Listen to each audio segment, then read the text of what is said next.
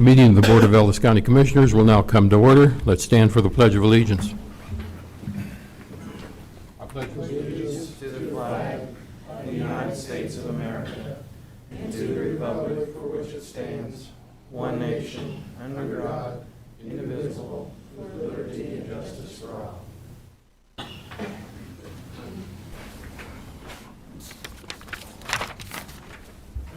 Okay, Bobby, if you could call the roll. Commissioner Dean Hazelhorst. Present.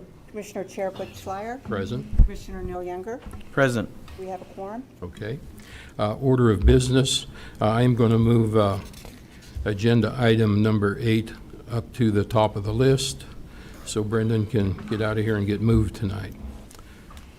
Prior minutes, May 10th. Commissioners, did you review those? No questions. Okay. Minutes stand as submitted. Do I hear a motion for a consent agenda? I'll make a motion to approve the consent agenda items A through G. I'll second that. We have a motion and a second. All in favor say aye. Aye. Motion passes 3-0. Issues from persons not on the order of business. Don't see no hands going up. Okay. Commissioner's monthly department report. Did you guys get a chance to review that? Yes. Okay. Very thorough, like always. Thanks Everything's again to all good. our department heads. They do a great job. Okay, then our first agenda item will be the Public Works summer hours. Brendan.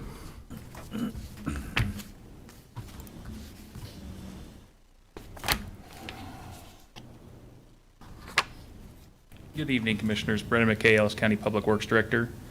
I think it's been probably at least over 10 years that they've done this as a department. Public Works, Road and Bridge, and Noxious Weed. After Memorial Day weekend until the 2nd of September this year, they'll be going to a 4-day work week, which will be 4 10-hour days, Monday through Thursday, from 7 to 5:30. The only exception will be on the week of the 4th of July, because there's a holiday observed. We will work 4 8-hour days that week. So that way it'll still be 40 hours and everyone's getting the same amount of vacation time between different departments. Are there any objections to that? I know it's been pretty common practice I have here none. and throughout the industry. Nope, go for it. Alrighty. Okay. Well, thank you. And we'll put out we'll send it out, the newsletter tomorrow on it to everyone. Okay. Thank you very much. Thank you, Brendan. Okay, our next item is CUP for the C2t Ranch. What we're going to do this evening is, first of all, we're going to listen to the protest petitioners. Not all of them, for sure, but a good handful anyway. And then we will have Mr. Tuttle present his issue to the board. And then we'll have the Zoning and Planning Committee present their findings to the board. Then the board will have a discussion and decide how to resolve this issue. The protest petitioners are going to be limited to 5 minutes with one exception. Mr. Jason Bryn has requested extra time because of the representation he has, so I'm willing to give him 11 minutes. And with that, we will hear from Jason Bryn.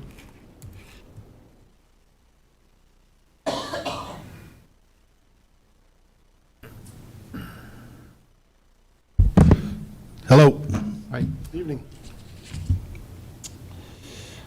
I have split this up into 3 parts. I'll start with my introduction, then my concerns, and lastly, I will discuss issues concerning this process as it passed through the Planning Commission to this body. My name is Jason Brand. I'm a senior managing member of Majestic Whitetails Llc. Joey Hendricks and Mike Muck are members of this LLC. You will see their names listed on the petitions. I live 1.5 miles south of Metz Trust land in Ellis County at 3047 Hyacinth Avenue, Plainville. I was raised on the farm, which was established 3 generations ago by my grandfather. We value the peace and quiet of country living, especially this day and age with all the craziness going on. In 2019, I established Majestic Whitetails LLC from the same farm with 2 close friends. The goal of Majestic Whitetails was to purchase land with 3 distinct characteristics: excellent hunting opportunity, productive farm ground, and the location had to be close enough to our existing Ellis County farm to allow our family to produce on it, which we do. Since 2019, Majestic Whitetails has purchased a fair amount of land in the exact adjoining area of the proposed campsite. We own 900 acres directly connected to the Metz Trust land to the east with a full half-mile adjoining. We also own 320 acres to the west with a full 1.5 miles adjoining. These two tracts, we own roughly 1,200 acres up against the borders of the Metz Ranch, and our borders meet for 2 miles. On top of these acreages owned by my LLC, our family farms and owns an additional 1,800 acres, which begins at a distance of exactly 1 mile directly south of Metz Trust land. No matter which way you travel, east, west, north, from the Metz Trust driveway, we're affected by what goes on those roads. In August of 2009, Majestic Whitetails entered into a 25-year prepaid hunting lease with Metz Trust and Chad and Cynthia Tuttle on 100% of their land. This lease expires in the year 2044. The following is one of the main provisions of that contract. Tuttle shall not license, lease, or give any other individuals permission to access the premise for recreation or hunting, to occupy for recreation, or to use for recreation during the term of the lease. After notarizing and recording that agreement in the latter part of 2009 with Tuttle's, I don't even think the ink was dry on the check yet, and we were dealing with the first batch of campers in the spring of 2020. It was upsetting, but we didn't want to cause problems with the Tuttles at the time. That changed recently when we found out the wheels were turning to create something much bigger and more burdensome as early as October 20th, based on Planning Commission records, after being notified by a personal letter from Mr. Tuttle, March of 2021. This planned breach of contract should speak volumes to this body about what to expect going forward. My concerns, which I, due to time, I'm going to skip through them. Traffic, fire is a big one, trash, big one, hunting and safety, and equity on our investments. Lastly, I need to discuss issues concerning the process for the Metz Trust application as it passed through the Planning Commission to this body, as well as question the entire validity of the entire application. For 2 months, I couldn't understand why me, through my LLC, was the only neighbor of the Metz Trust application that required official county notification at 1,000 feet from the Metz Trust property. In my eyes, there should have been 12 or more owners notified from all 4 directions, north, south, east, and west, to the property in its entirety at roughly 2,100 acres owned by Metz Trust. The reason I thought that is because the C2t Ranch website shows around 85% of the entire acres being used for camping, hiking, viewing, climbing, as well as 4 miles of river rafting and floating. I didn't understand just yet. So I called Mason Reuter. He explained to me that the 1.2 mile dirt driveway to the campground was not included. The hiking trails were not included. The 4 miles of river rafting was not included. All activities outside of actual camping and event structures were not included. I thought to myself, how can an applicant apply for anything and everything, and on the application include near nothing? Mason informed me that hiking, river rafting, and all activities listed are already approved under the current county approvals. I said, okay, if that's how it is, that's how it is. But I continued to question the driveway, as that driveway is in no shape to handle emergency vehicles, trash trucks, or heavy equipment, especially when wet. It's a dirt sand road, which Mason stated that Tuttle was going to widen and improve the road and rock it. I said, oh, so he is going to make improvements to accommodate the campground. From what I know, if you plan to improve it, it needs to be in the plan. It's not in the plan now, and it's not viable in its current state to service a campground.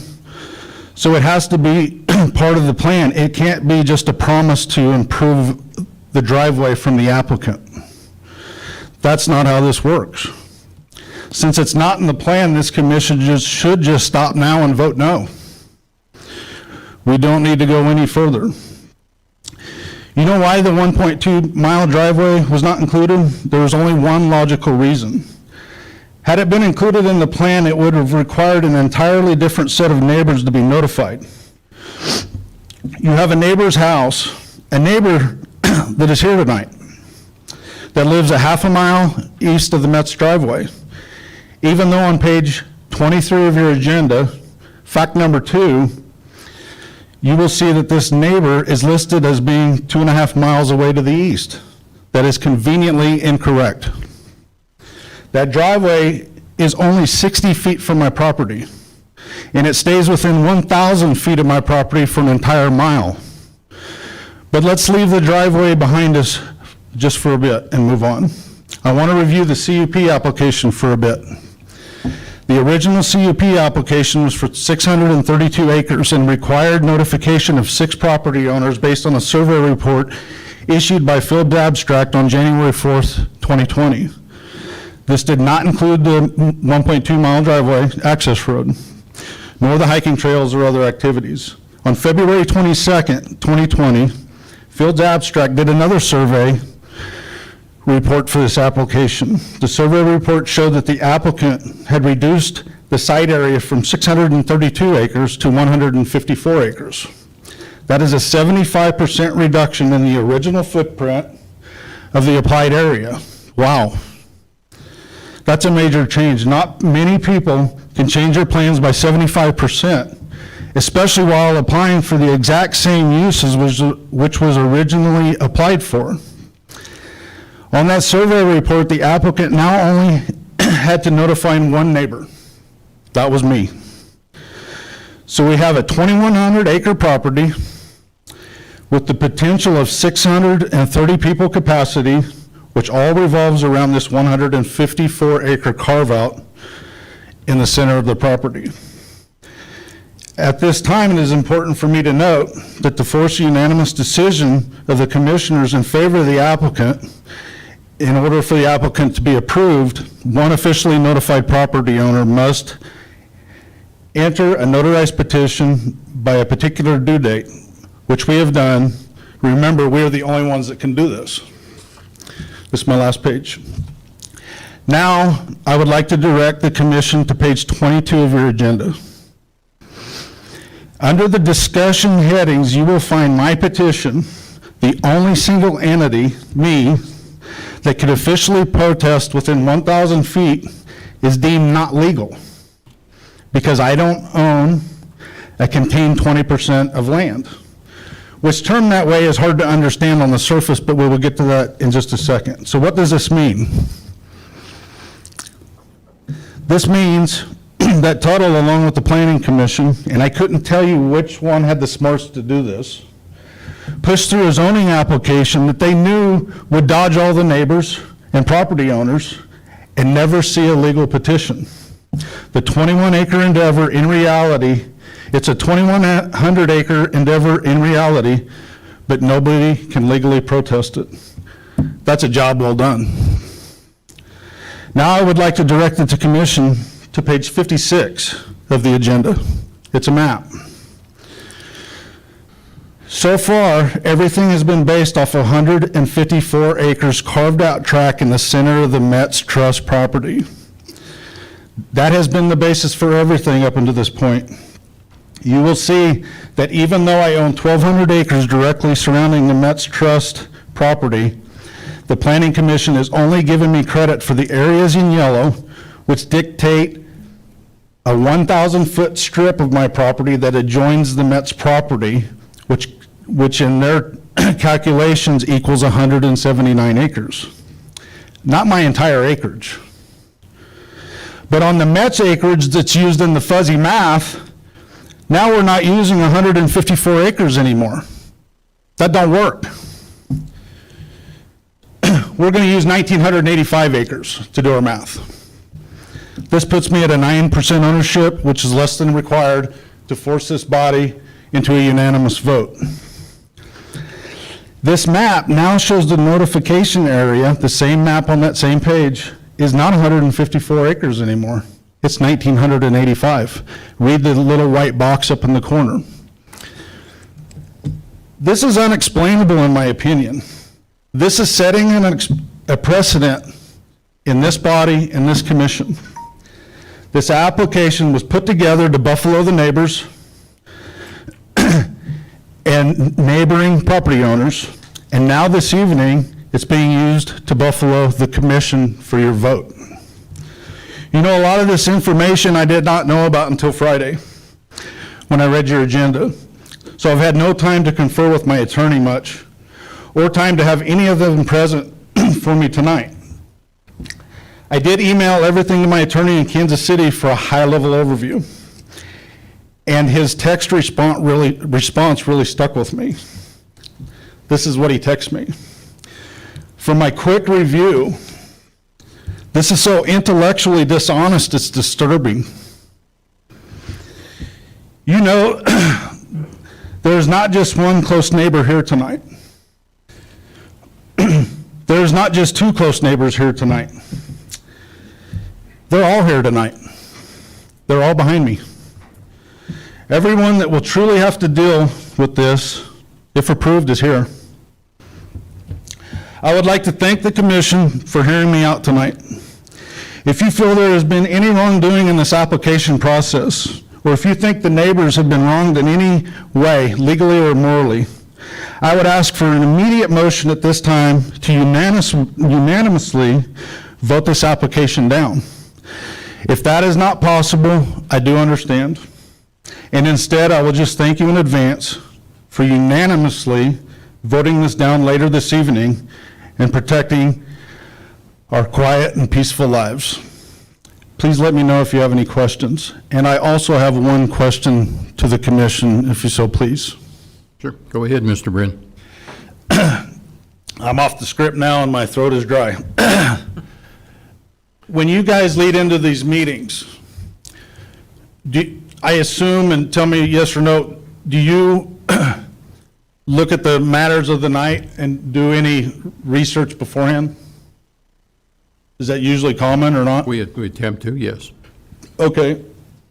My question is, the land in question in the application, has anybody looked into property tax situations? Is the land current on property tax payments? I understand at this time the land isn't current on property tax. It is or is not? It isn't. I'm sorry. It is not. It is not. Okay. Now, I consider that to be irrelevant to the situation. Okay. Well, I wanted to make that clear because I looked up all the neighbors and they're all not delinquent. They paid their taxes.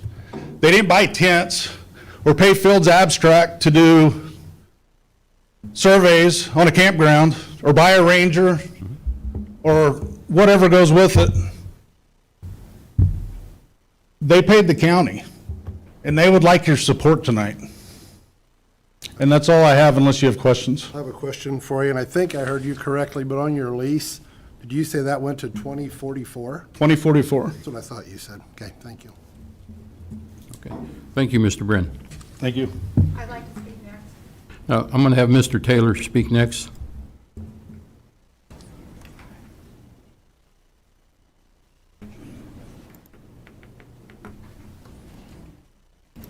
Mr. Taylor, you have 5 minutes. Thank you, sir. I'm not going to be repetitive in my thoughts. Chairman, Commissioners, thank you for your time. In the narrative that I had laid out for all of you this evening, basically my concerns are very straightforward.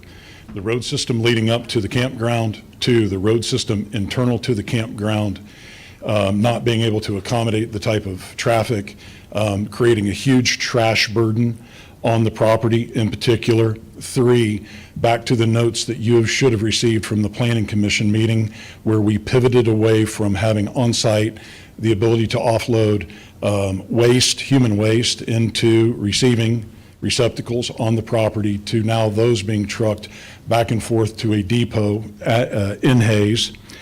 Lastly, the taxpayer burden associated with additional calls for service, the potential for fire, police calls for human beings being human beings. We're 23 minutes, I believe, by response from the sheriff's office up to where the said campground would be and back, with fire response being over 15 minutes to that. All of those calls for service have a cost associated with them. I understand from my background in public safety that you set a budget for the sheriff to operate within. It is, again, at some point in time, there are trade-offs in calls for service.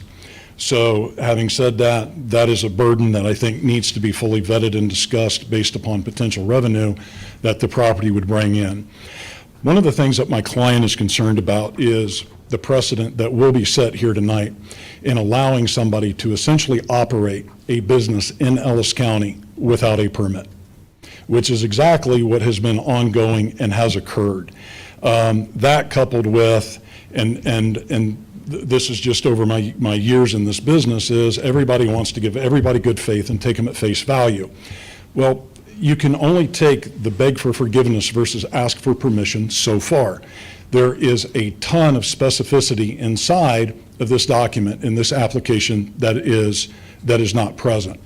In doing so, the size of the bed and breakfast, where is it going to be relocated? Are we putting in sewage lagoons? How are we going to accommodate the future growth and the rate of expansion of which, if you approve this, the applicant will be able to carry out with little to no supervision after tonight? We can say, well, that's KDHE's burden. Well, that's FEMA's burden. Well, he also operated for almost a year without a permit. Those are the cares and concerns that my client has. Lastly, one of the things that I found interesting, and I was reviewing this when I was waiting out in the parking lot for the meeting tonight, and it took me back to my estate planning days when I was a younger lawyer. This applicant is in the name of a trust, and this is probably a question that should be directed to Mr. Jeter. With the trust as the applicant, has anybody looked at the affidavit of the trust to see if the trustee has the authority to carry out and actually be able to do what they're claiming to be able to do as the named applicant? Because the affidavit of trust is contained nowhere inside of any of the submitted application or the application materials, and nothing that I saw that was listed in the commissioner's website or in your agenda packet for review this evening. Those are the thoughts and concerns. If this gets to the point that it gets drilled down and into what my client would consider a working proposal, to where we can actually sit down, look at it, know exactly what's going to go on, where it's going to go on at a future date, then we would welcome the opportunity to revisit that. But right now, as I said, my client was out of state on pre-scheduled business. He is a farmer, rancher, owns substantial amounts of ground out in this part of the state where we employ a lot of people and like to think that we conduct really good agribusiness in this part of the state. Until those things happen, we would not be in support of this petition. And as the contiguous neighbor whose property sits underneath Mr. Bren's, we would be the downstream, downwind, downfire neighbor who would bear the bottom half of the brunt of this. Thank you, and if you have any questions, I would stand for Any those. questions for Mr. Taylor? I don't, thank you. Okay. Thank you. Thank you, Mr. Taylor. Come on up. My name is Leanne Zimmerman, and the first question regarding the conditional use permit is that I submitted significant public record documents to your office through Bobby Dreiling last week and asked for a receipt. However, I got no receipt. She had no clear answer on how Mason Reuter would get them to you. So right in front of you, you have those objects. This tells me that you have no set policy on processing what is exactly submitted for review, and no receipt of what was accepted, no directions of where the materials go to. So that tells me that there has been tampering with these documents and intentionally keeping them from the public. Thus, they have been hidden from others to see. So I have some for you, and if you people behind me want those documents, let me tell you what those documents are. Those are legal documents that are public knowledge of Ted Tuttle being charged with 4 counts, 1 count unlawfully cultivating a hallucinogenic drug, 12 marijuana plants having established root systems being grown at stage 3 storage container. located at 1935 AA Road in Plainville. This is a level 3 felony. Count 2 was an intentional and felony to possess opiates, hydrocodone, during a search of his residence. This possession of an opiate, a level 5 felony. 3 counts of possessions with intent of drug paraphernalia to manufacture, cultivate, harvest, analyze, and distribute a controlled substance in violation with Controlled Substance Act, and to use a hydrometer and grow lights in Plainville at the same address. Count 4 is possession of marijuana, being a Class A misdemeanor. He pled guilty to these drug arrests for the level 5 felonies and the level 3 felony and the misdemeanor. This was also submitted with my petition. You kept it out.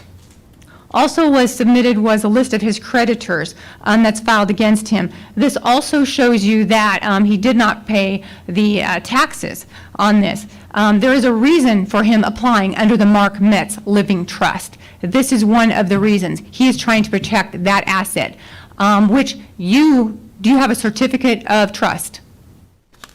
If you do not have a certificate of trust, then you have no knowledge that he is able to do what he's doing under Mark Metz's name.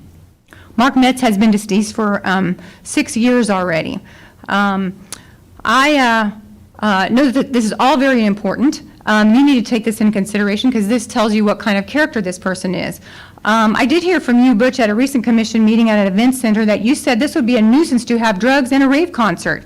So if you're being concerned with drugs, I've done this investigation for you, given you all this information on this particular instance. He does not even have a conditional use permit. That's already been brought up, okay? So he's already illegal, and he's already been noted for illegal. He's already been in jail for that. As of this morning, Mr. Tuttle has not obtained a public water system. He must have a public water system to service the amount of people that he has put forth in his conditional use permit. I called Trigo Water, number 2 district. They have no application for him paying or applying for the $5,000 water meter. This is under Chad Tuttle, this is under Mark Metz Trust, or the C2 Ranch. The state statutes, and let me remind you what those are: 65-102A, 65156, the analysis, and 65157 and 65162A. That which says the water must be from a public service if he is serving more than 25 people 60 days per year. This is according to Keith Farnsteel, who does water wells and who is an expert in this and who does consulting. So if you have any questions about that, you could get a hold of that person. But he does not have that. So he's coming before you with him having no public water to do 600 people, 300 people, it's still over the max. He has no water system and has not paid for that. He needs that for that conditional use permit. Let's talk about that Mark Metz Living Trust. I told you that he died 6 years ago. It is now an irrevocable trust, okay? You must have that certificate of trust because at this time, if you do not have any understanding about what his capability is as a trustee. So you do not know that he can file something under Mark Metz's name. That is irrevocable at this time. Again, I do believe that he's doing business under Mark Metz. That way he keeps the creditors off of that land and they cannot get that. I recall, Butch, you saying at a wedding event center that it would be a potential nuisance 2 months ago. So adding tents, campers, trails, this would make this a definite nuisance, since those activities are held 24/7, 365. Let me define to you what was defined to me. Defining the World Health Organization, that which interferes with health, comfort, and repose. This business presents as a nuisance for drugs, racing on the road, noise. My first reaction that you said, quote, what if you have a rave concert? That could happen. Potential for nuisance is there with that Dan, your kind of time is business. up. So with having this said, I would also refresh your memory to use the comprehensive statement plan that you talked about, the Saline River plan. He did not follow any of that, okay? Your time the is county up. comprehensive plan states that is an agriculture area, it is a flood zone. He cannot have a permit there. He has to have a FEMA permit. Do Your you time have is the up, FEMA Leanne. permit? Do you have the FEMA permit? Your time is up. That's my question, my last question I to you. don't have a FEMA permit. Now your time is up. Okay, and he has to have that to move forward.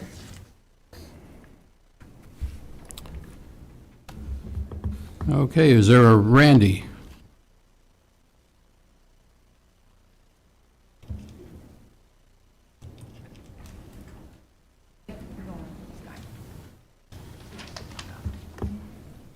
Hi, For Randy. your time, Commissioners. My name is Randy Tile. I live at 1267 Saline River Road. I am the party that Jason Brin was referring to, who has the primary residence just directly 1/2 mile from what I believe is the proposed campsite.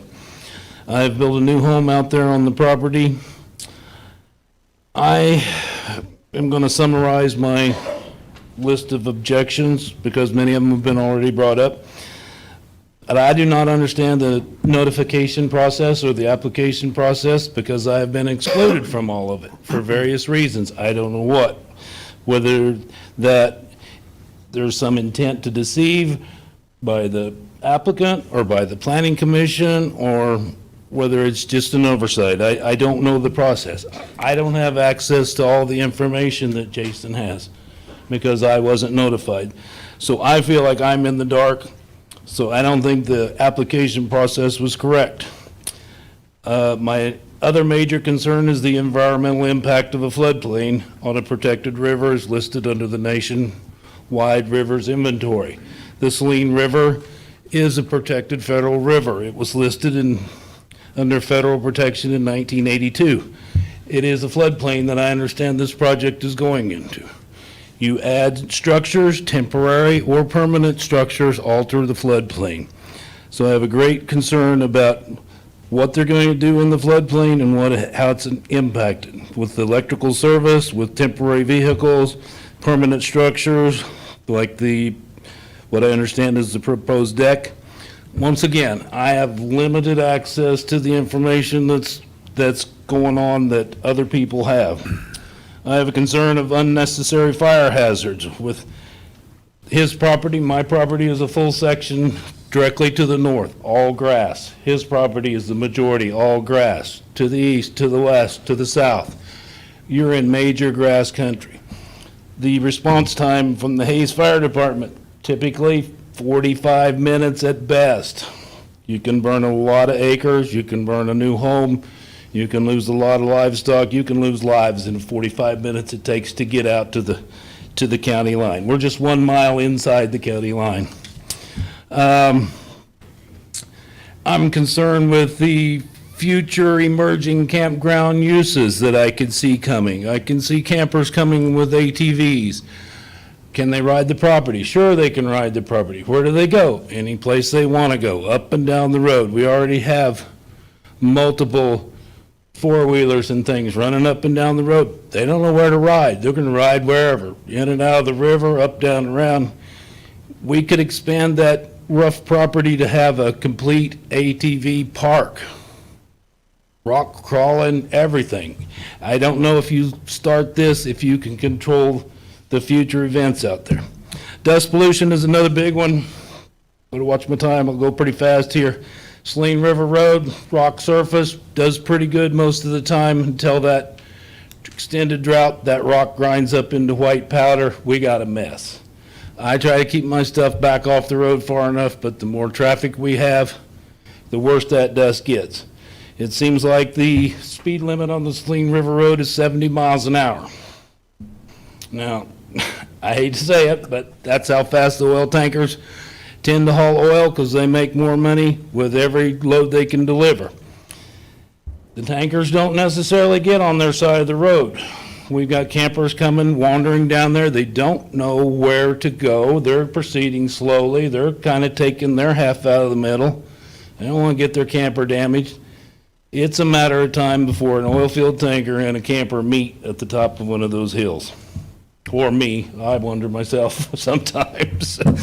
I'm concerned with the 40 by 80 event structure.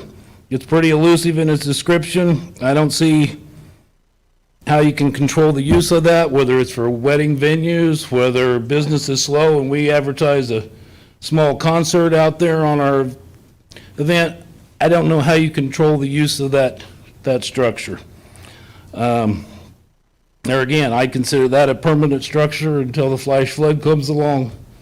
Then there ain't any of it permanent. Noise pollution is another concern. Noise and trash pollution in my property. I can see the proposed campground from my front porch. That's why I'm concerned about being excluded from so many of the notifications or so much of the process. So a lot of this, I'm speaking on my knowledge from what I've read in the paper, what neighbors have told me, and I would encourage you to not believe everything that's printed in the Hayes Post, because I don't believe that that's totally accurate. So in summary, I'd urge you to vote no. I'm in strong opposition of it for the above reasons. If you have any questions for me or anything, I'd be happy to answer them.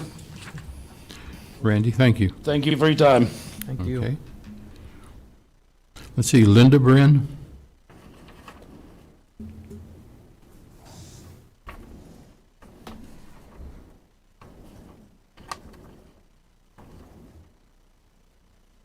Hello. My name is Linda Brin. My husband Arlen Brin and I have been married and farmed since 1973 in northern Ellis County. We have lived at our house at 3075 Hyacinth Avenue since 1985. We live that's less than 2 miles north of the Tuttles driveway on Hyacinth Avenue. I have no personal vendetta against the Tuttles. We ourselves enjoy camping mostly at Wilson Lake. However, because we enjoy camping doesn't mean we want to live around it every day and deal with the traffic, the extreme fire hazard, and especially unknown people it will draw to the area. Let's be practical. These sites are booked from all over the United States. Campers are enticed for activities and seclusion. Well, not everyone there are the good guys. I have lived here most of my life and have witnessed some flooding along the Saline River that it can pose. I would hate to see campers trapped in an area of a raging river that can quickly get out of its banks. Flooding and tornadoes can occur during the night when there is not much time to react. I wonder if this was all thought through. There is talk of a storm shelter, but where is it at this last year? Another concern is a request for a permit, which has already been addressed for his undertaking.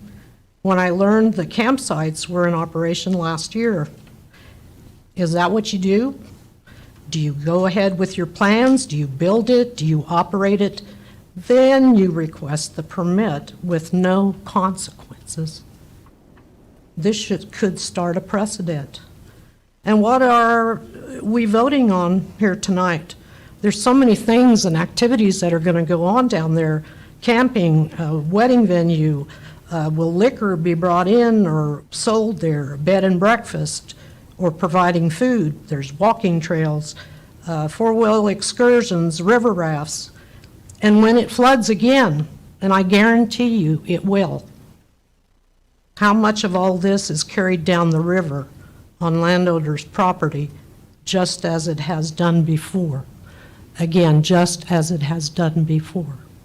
I have only voiced my concerns and request the commissions take into consideration the people who have been here a long time and the neighbors raising families who simply wish to continue living in the peaceful environment we have chosen. I thank you. Okay. Thank you, Linda. Thank you. Okay, does anyone else care to address the board?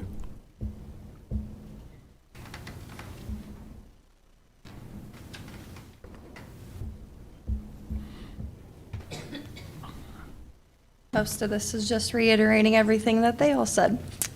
So what will you do for the consequences for an individual already operating a business, receiving income with an RV campsite, hip camp, tent site with having no conditional use permit, and also providing hiking, rock climbing on his land? Chad Tuttle has run a business for an entire year without any government agency overseeing him. Let that sink in. He has done the intentionally and absolutely needs to be reprimanded and stopped immediately. He is just now applying for a conditional use permit because more people are noticing. Let me ask you, knowing that he has a criminal record and has also been operating his hip camp for a year without a permit, what will be done about that? Butch Schleier, you said an event center doesn't fit your comprehensive wide plan, so if it didn't fit in February, why would it fit now? Especially knowing Mr. Tuttle does not meet the measures of the Ellis County Comprehensive Plan and has been operating illegally, just as he was found guilty operating a 3-stage grow house. You three set a precedence in February regarding a wedding event center in rural Ellis County, and thus Mr. Tuttle's event center being in Buckeye Township also falls within that precedence. Mr. Tuttle is even requesting many more items being unclear and not planned out with his permanent structures. He has not provided any specific details on his facilities, the dimensions of the restrooms, and no setbacks on any of the structures. Have you seen any of the architect designs of the bed and breakfast building? Have you seen the square feet of the bed and breakfast? Is it 1 or 2 stories? How many bedrooms will it be? What will the occupancy be? As previously, you were all concerned with the draftsman being involved with the last event center proposal. I don't see this submission anywhere. Does he have any draftsmen? What exactly is the square feet of all of his structures he plans to put up? Previously, you noted that the 20-some petitions changed your mind to vote no for a wedding venue.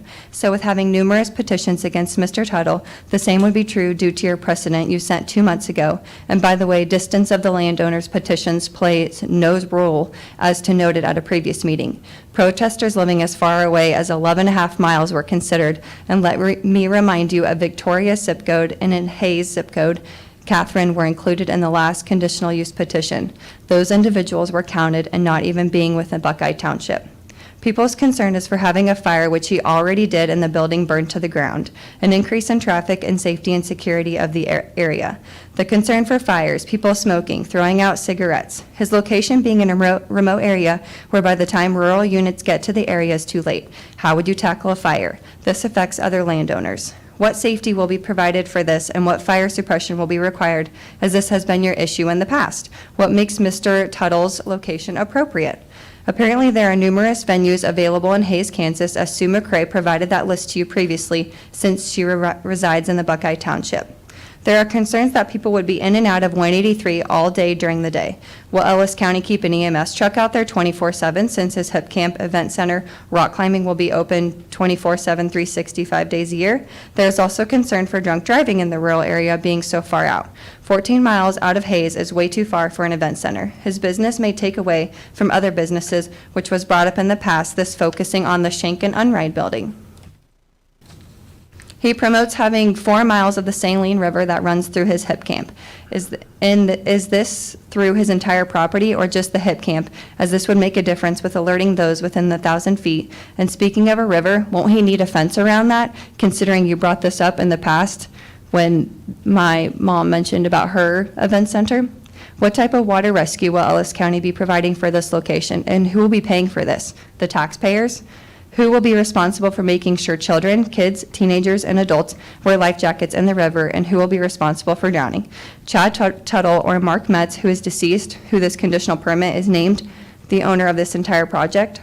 Since Mr. Tuttle does not have a conditional use permit and is doing business already, is it build first and ask later for permission? Or are you three going to stand up and do the right thing and shut him down for operating illegally? This should absolutely not be tolerated. Being in the area, Mr. Tuttle proposes he would need a waste system. You will need to explain to the people also how the dumping system in the floodplain will work without contaminating our water. He will also need a license and to deal with KDHE, as he will be producing and selling food. Has this been obtained and presented to you? When will this license be issued? How will you make sure he follows through with all of these requirements? Any questions? Any questions? Your name, please. Bailey Nash. Yeah. I just have one comment. This Board of Commissioners has not set any precedent for an event center.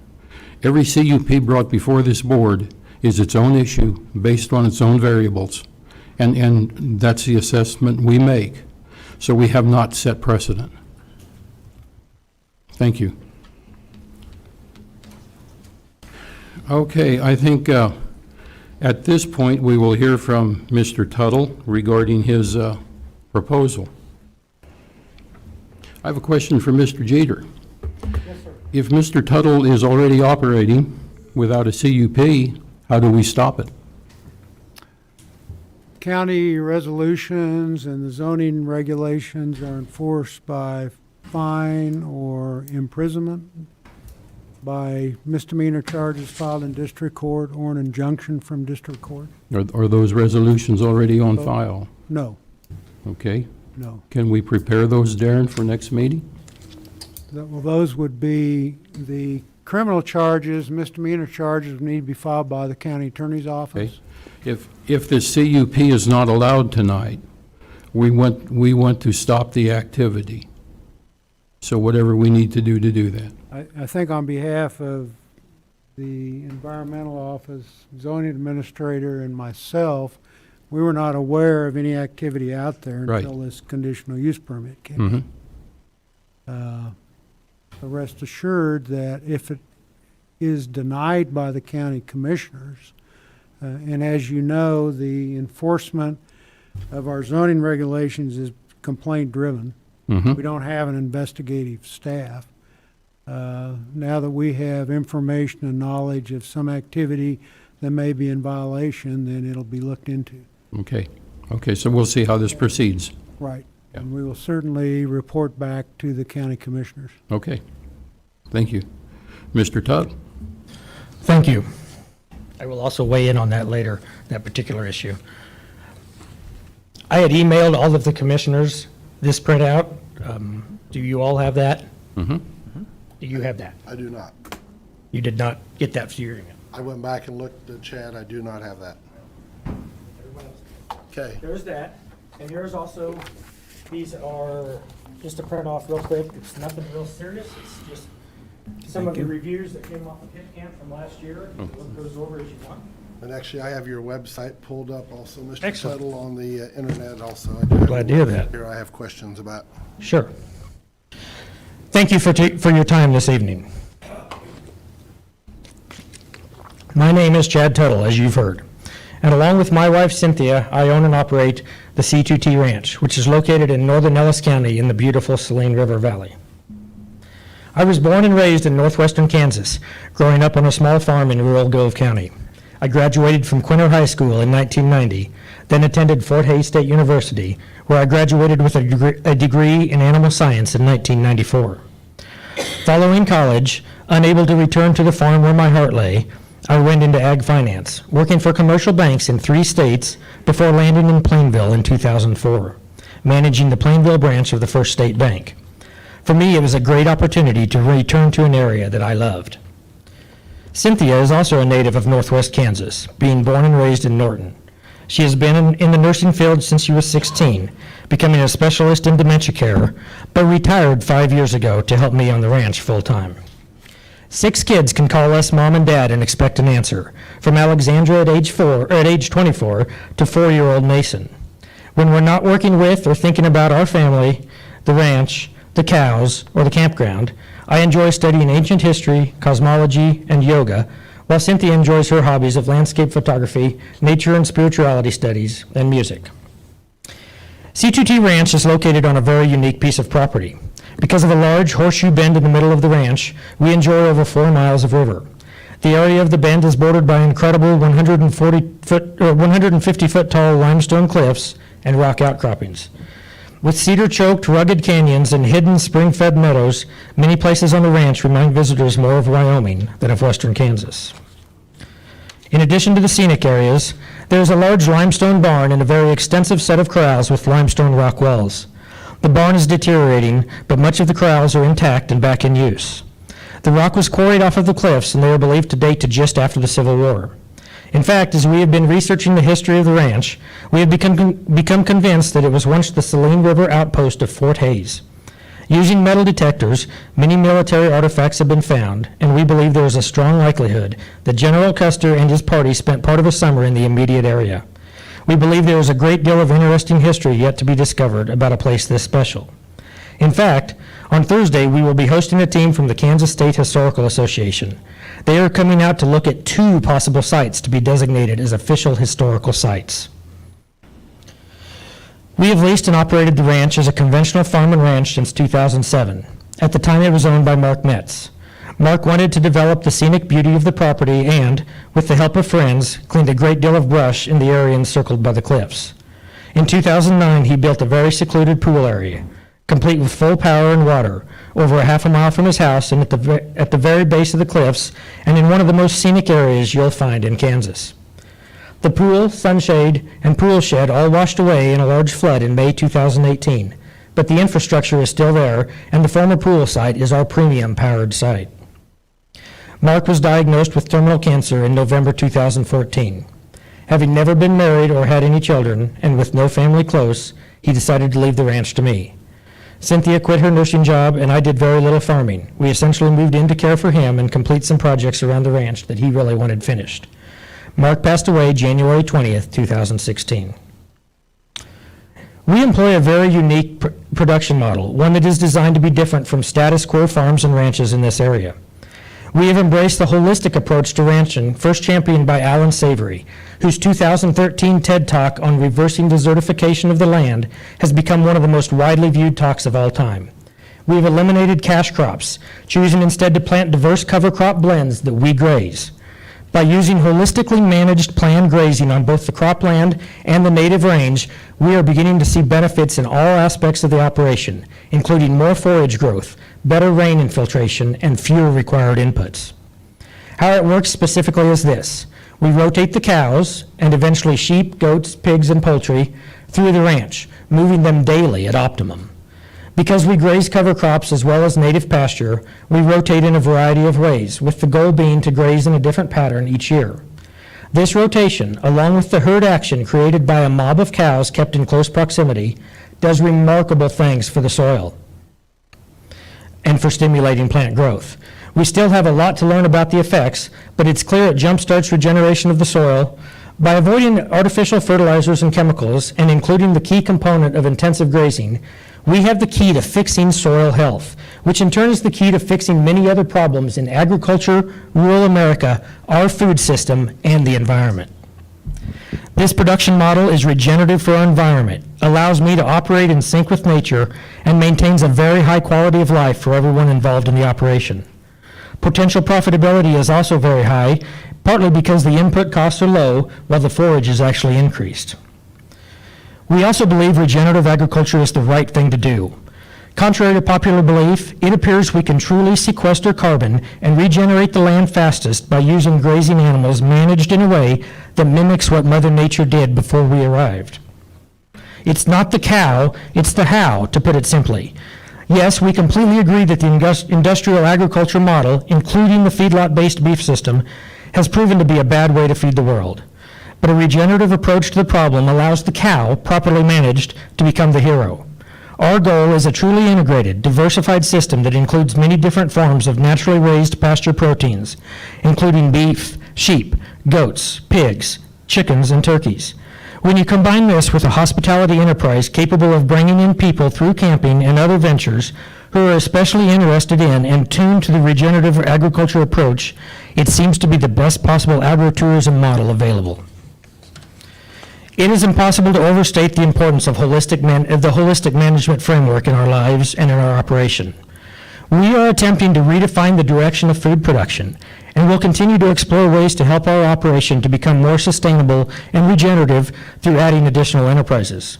The holistic approach is also responsible for numerous changes in our personal lives in 2018. We were given the challenge of accepting parent roles for a niece and nephew, and decided that we needed to accept that responsibility, despite the significant changes it caused in our lives. Holistically speaking, we are attempting to do the right thing for ourselves, the land, our families, and our communities. When COVID-19 began affecting the U.S. in March of 2020, we became very concerned. Within weeks, calves that we planned to market in April were worth 30% less. At the same time prices to consumers rose, prices paid to producers fell, with the difference pocketed by meat processing companies. Most meat in America is processed by 4 companies, and they profited billions during this time. They continue to profit to this day. While prices to consumers are almost as high as they've ever been, we are at record 10-year lows on what's being paid for fat cattle, which then affects my operation as I sell smaller calves. The longer we kept feeding the calves, the more it cost and the less they were worth. We committed to keeping them as long as we could, waiting on spring grass and hoping the market would come back. Spring did bring grass, eventually, and a small rebound in the cattle markets, but it brought something else. In February, I had completed a profile on the camping app HipCamp, which is designed to connect landowners with campers who are looking for something different than typical national park camping. Because of our unique scenery and the already existing camping infrastructure, we decided it might be a good fit. We weren't sure they would ever generate much income, but had a fun time picking out 4 campsites, putting together a profile, and loading pictures onto the site. It seemed to be a natural outgrowth of our regenerative ranch, and we considered it then and today to be agritourism. Between the pandemic and subsequent market crash, we hadn't thought much more of Hip Camp when we got our first booking in mid-April. We started getting that first site rating and soon had bookings for other sites in May. Our first campers were April 28th, and we continued to pick up rapidly throughout May. As the reviews started coming in and campers expressed their delight at finding such a unique spot to camp, we came to realize two things. One, we really enjoyed the hospitality business, and two, people were amazed by the scenic beauty of the ranch and what we were trying to accomplish with regenerative agriculture. As the summer continued, we continued to get busier. We added a fifth site in early July and had a pig roast and fireworks display for July 4th. Because of COVID, the public was looking for outdoor activities, and a secluded campground with dispersed sites, each along a river with amazing views, was fast becoming very popular. We were fully booked on weekends from July 4th on and didn't have a night without a single camper until September. We decided to close January through March, but had campers all the way through December. Even more than the new income source, it was amazing to connect and network with campers passing through. We met more people this last summer than ever before, especially from places like New York, Washington, D.C., and Florida, and California. We hosted many interesting people and had the chance to exchange stories with families from all over. Many of these people were supportive of our goals and interested in being a part of what we were trying to accomplish. Through conversations with many of them, we gradually became aware that we were opening up a new paradigm of what the ranch could look like, centered around the hospitality business and the people it could bring. Thanks to all the positive feedback, we sat down through the fall to brainstorm how a larger campground could work. We knew there was an opportunity and that it fit perfectly with our overriding goals, but we were determined to come up with a hospitality model that would be in sync with nature and not interfere with the natural beauty of the ranch. Due to the unique geography and the horseshoe bend of the river, we decided we could dedicate nearly 2 miles of river and adjacent area to camping while not losing the functionality of the ranch. We spent a lot of time choosing sites that would retain the dispersed fill and carefully picked out appropriate spots for restrooms and other amenities. The site plan lays out 12 RV sites with power and water, 12 primitive sites, and 6 glamping sites all along the river. The glamping sites will feature a canvas bell tent set up on the deck, furnished and ready for a night of glamorous camping. We also have plans for 6 full-service, power, water, and sewer sites up by the barn, also on the river and overlooking the cliffs. There is a beautiful site for an outdoor event venue and wedding venue that will feature a deck overlooking the river and limestone cliffs and room for a 40 by 80 tent. This outdoor event venue could hold up to 300 people. These sites and the wedding venue will be accessed by existing trails, which will be rocked for all-weather access. The sites are at least 300 feet apart and feel very dispersed and secluded. A bed and breakfast is included in the conditional use permit application. We see that as a natural outgrowth of the rest of the hospitality enterprise, but do not have a definite timeline for construction. The initial plan will be done in several stages, and we do not anticipate being done for several years. Initial projects will be glamping sites, the wedding venue, and just clearing and cleaning for primitive sites. We are working through the Ellis County Environmental Planning Supervisor to be certain all construction in the flood zone, which encompasses all of the campground for all practical purposes, is done correctly and permitted by the appropriate state and federal agencies. Specific flood zone issues. The federal and state government also have several extra requirements due to the flood zone. 1, RVs must be licensed for highway use, cannot remain on the property longer than 180 days, and must have current insurance, which is automatically done by our reservation software. 2, we must keep a log of dates each RV stayed, again, automatically done by our reservation software. 3, septic hookups must be elevated above the floodplain or be certified as flood-proof. We do not plan to install any septic systems in the floodplain area. There is an existing unused septic system out of the floodplain that we plan to utilize for a restroom and RV dump station, as well as the full-service RV pads. This system will be permitted and approved by KDHE. Electrical components, 4, the 4th requirement. Electrical components must be on poles raised above the base flood elevation. We engaged Penco Engineering out of Plainville to assist us with this project, and they have initially determined that this would put electrical components up to 9 feet above ground level. We will be requesting a variance from this requirement for the following reasons. Having them that high would be incredibly inconvenient, not to mention constitute a visual impairment to the beauty of the site. And sticking up that high, they will catch a lot of debris in the next big flood, ensuring their destruction. I watched the size of trees that float down the river in that flood, and I strongly feel it makes more sense to construct them as low and sturdy as possible to ensure that they will remain unaffected by debris and water. 5, yurt platforms, the chapel and cabin/housing must be raised 1 feet above base flood elevation. The glamping area, as well as the outdoor event venue, is located on a high ridge that overlooks the river and is actually partially out of the flood zone. There is not really a chapel at this event venue. It is just called Chapel Hill because of the ridge. There will not be any structures built in or near the floodplain. The glamping platforms are anywhere from nearly out of the floodplain to being just over 5 feet under base flood elevation.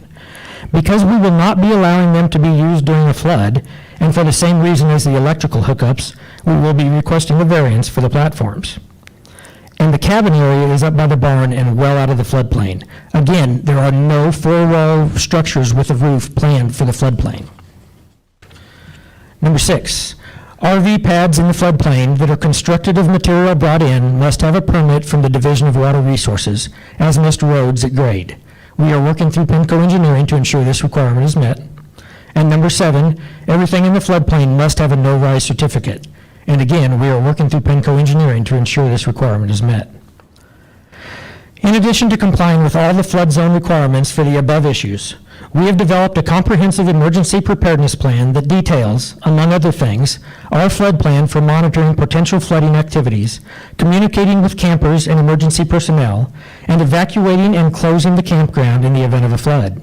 We've thought about this issue for several years, back when it was just friends and family camping down there. And we had plenty of chances to observe high water and how it comes down the river, with 5 major out-of-bank floods in 2017, 18, and 19. We will endeavor at all times to protect life and property to the best of our ability. Other construction and infrastructure issues. We utilize portable toilets that are serviced regularly for the campground and event venue. We have planned restrooms and an RV waste dump station for the cabin area that will again be utilizing the existing septic system. All of these plans and future improvements will be approved by KDHE and the Division of Water. For power, there is existing infrastructure already in place and serving 2 campsites, with 200 amps available at each site. We will be trenching from each location and adding new sites along the river, extending to the outdoor venue and glamping area. There are currently 2 wells in use on the ranch, one up by the house and one down in the campground. But we are working through KDHE to either develop a well for use as a public water supply, or we will tap into the Trigo Rural Water District number 2 to provide water. The water lines were installed along with power, so we will just be extending the existing pipeline system to each planned RV site. Trash and recycling containers are available at each site. Trash will be removed by a refuse company out of Plainville, and recycling is taken to the Ellis County Recycling Center. We plan to install an in-bank tornado shelter for use by everyone at the campground. We also have successfully implemented an emergency warning system designed to make sure we can communicate with all campers immediately in the event of an emergency via their cell phones. We have contacted public agencies, including the Sheriff, Public Works, EMS, and the Rural Fire Department, inviting them to comment on any issues they can foresee.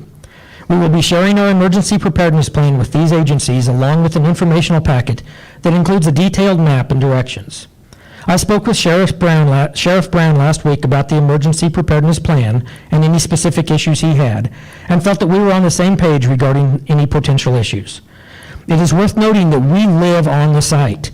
Campers and event goers must stop at our house to check in, and we keep a watch on the campground.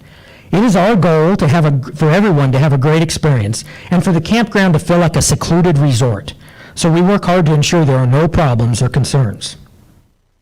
Additionally, I've contacted the Road and Bridge Department about the possibility of putting a sign on Saline River Road west of my driveway over a slight hill that obstructs the view. They will warn approaching traffic about the possibility of traffic entering the road. That sign will also benefit drivers entering the Saline River Road from Hyacinth Avenue to the north. I also plan to install a sign on my driveway cautioning campers about the traffic coming over the hill. In conclusion, Since we've been running for a year as an agritourism enterprise, we've had the opportunity to learn a lot about the camping business as well as get a lot of feedback about our campground. First, you should know that the camping industry is one of the few that has grown substantially since COVID. Established campgrounds reported 300% more business in 2020 as people sought activities outside and away from populated areas. We met many people from New York City, Washington, D.C., and L.A. who were incredibly excited and grateful for the opportunity to camp in such a special place. We could interact in a safe and socially distant way, and for many people, we were the first such interactions they'd had in months. It was truly a remarkable experience. Our guests were happy as well. They were thoroughly enjoying their time on the ranch, and their reviews reflected it. In a business that's driven exclusively by customer reviews, we jumped to the top very quickly and stayed there all year. I don't know how much you know about the fickle world of internet customer reviews, but it can be very challenging. We had nearly 200 written reviews in our first year, 100% of them positive. We were nominated to be a top hip camp in 2020, and not only were voted the top hip camp in Kansas, but we were voted the #2 RV hip camp in the United States with 2 sites. Some of the reviews completely astounded me, but here are a few I picked out that we thought represented our customers' feelings.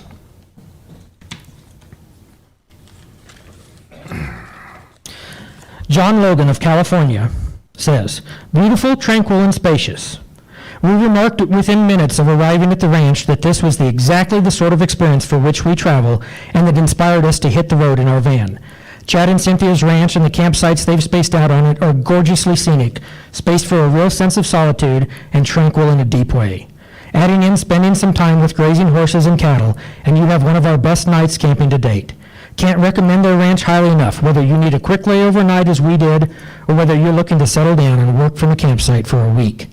Our only regret is that our itinerary didn't allow us to extend our stay into multiple nights. Thank you, Chad and Cynthia, for a great experience." Isabel from Vermont says, "Stay here. Wow, if you're thinking of booking here, stop thinking and just book it. It's an amazing place. My friends and I just camped from the East Coast to Colorado and stayed at 5 different campgrounds. We spent our last night here, and this was by far the best place we stayed. The land is incredible, the hiking and the views were sublime. Our campsite was just perfect, and Chad was so accommodating. We absolutely love staying here, and I would definitely come back. It was the highlight of our trip." Vanessa from Illinois, "Incredibly unique and beautiful. C2t Ranch is one of the most unique hip camps we've stayed at during our cross-country road trip. It's particularly unique for Kansas. Driving in, the limestone on the road is so white the road itself shines light. The limestone cliffs on the property, I will note that that's the only time a road was ever addressed by a camper, the road was ever mentioned, and it was a positive review. Okay. The limestone cliffs on the property are absolutely gorgeous and so special. Chad was very communicative and showed us to our site. It's very well set up with a trash can, fire pit, and a table with seats. I would not miss this incredible gem if you were in Kansas." Okay. That's enough reviews, Mr. Tuttle. We all know it's nice out there. I think some of the reviews are quite important, to be perfectly honest with you. Kate, I'm going to read 2 more, and then I will move on. We've had enough reviews. Commissioners, questions for I'm Mr. not, Tuttle? I'm not done yet. Oh, excuse I'm not me. done yet. Okay, proceed. I'll note that we chose out of over almost 200 reviews, and it was incredibly difficult to choose just those ones. There are reviews in there from a woman, 2 of them from Kate Zuckerman in Virginia, that you should read. They're people who are coming here just to come here. Chad, I have read your reviews. I did that yesterday on your website, and I think Mr. Schleier has a point. We've heard enough. We also had the opportunity to host 2 documentary filmmakers who were motorcycling their way across America last summer, on their way to the fires in California. These 2 stayed an extra day, toured the ranch, and shot a lot of footage for their sponsors, Sony and NBC. It was a very cool opportunity to talk, on camera, about what we were working toward and to see how it resonated. We remain in touch with these and other interesting campers that we met over the last year. Just 9 days ago, on May 8th, we hosted Scott and Colette Stoller. This social media influencer couple and Travel Channel host for the new show Uncharted Discoveries was hired by the Kansas Tourism Division to make a short weekend pass through western Kansas and highlight some area attractions.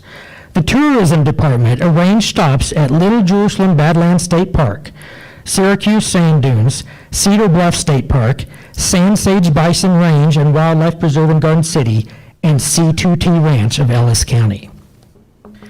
The local public response to our proposal to become a commercial campground has also been overwhelmingly positive. We have had literally hundreds of people drive through, message, or reach out in other ways with their support.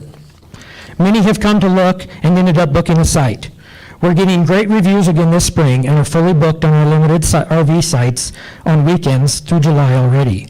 We anticipate that we will be able to book sites as fast as we can build them. We also plan to add additional services to the campground. We will be working with KDHE to obtain the proper licenses to sell food, so we will be able to offer baskets to our campers that include ranch-raised hamburgers or brats and homemade roasted potatoes, ready to be cooked over their campfire. We already offer river floats, ranch tours, and guided historical hikes for people looking to spend more time in this remarkable place.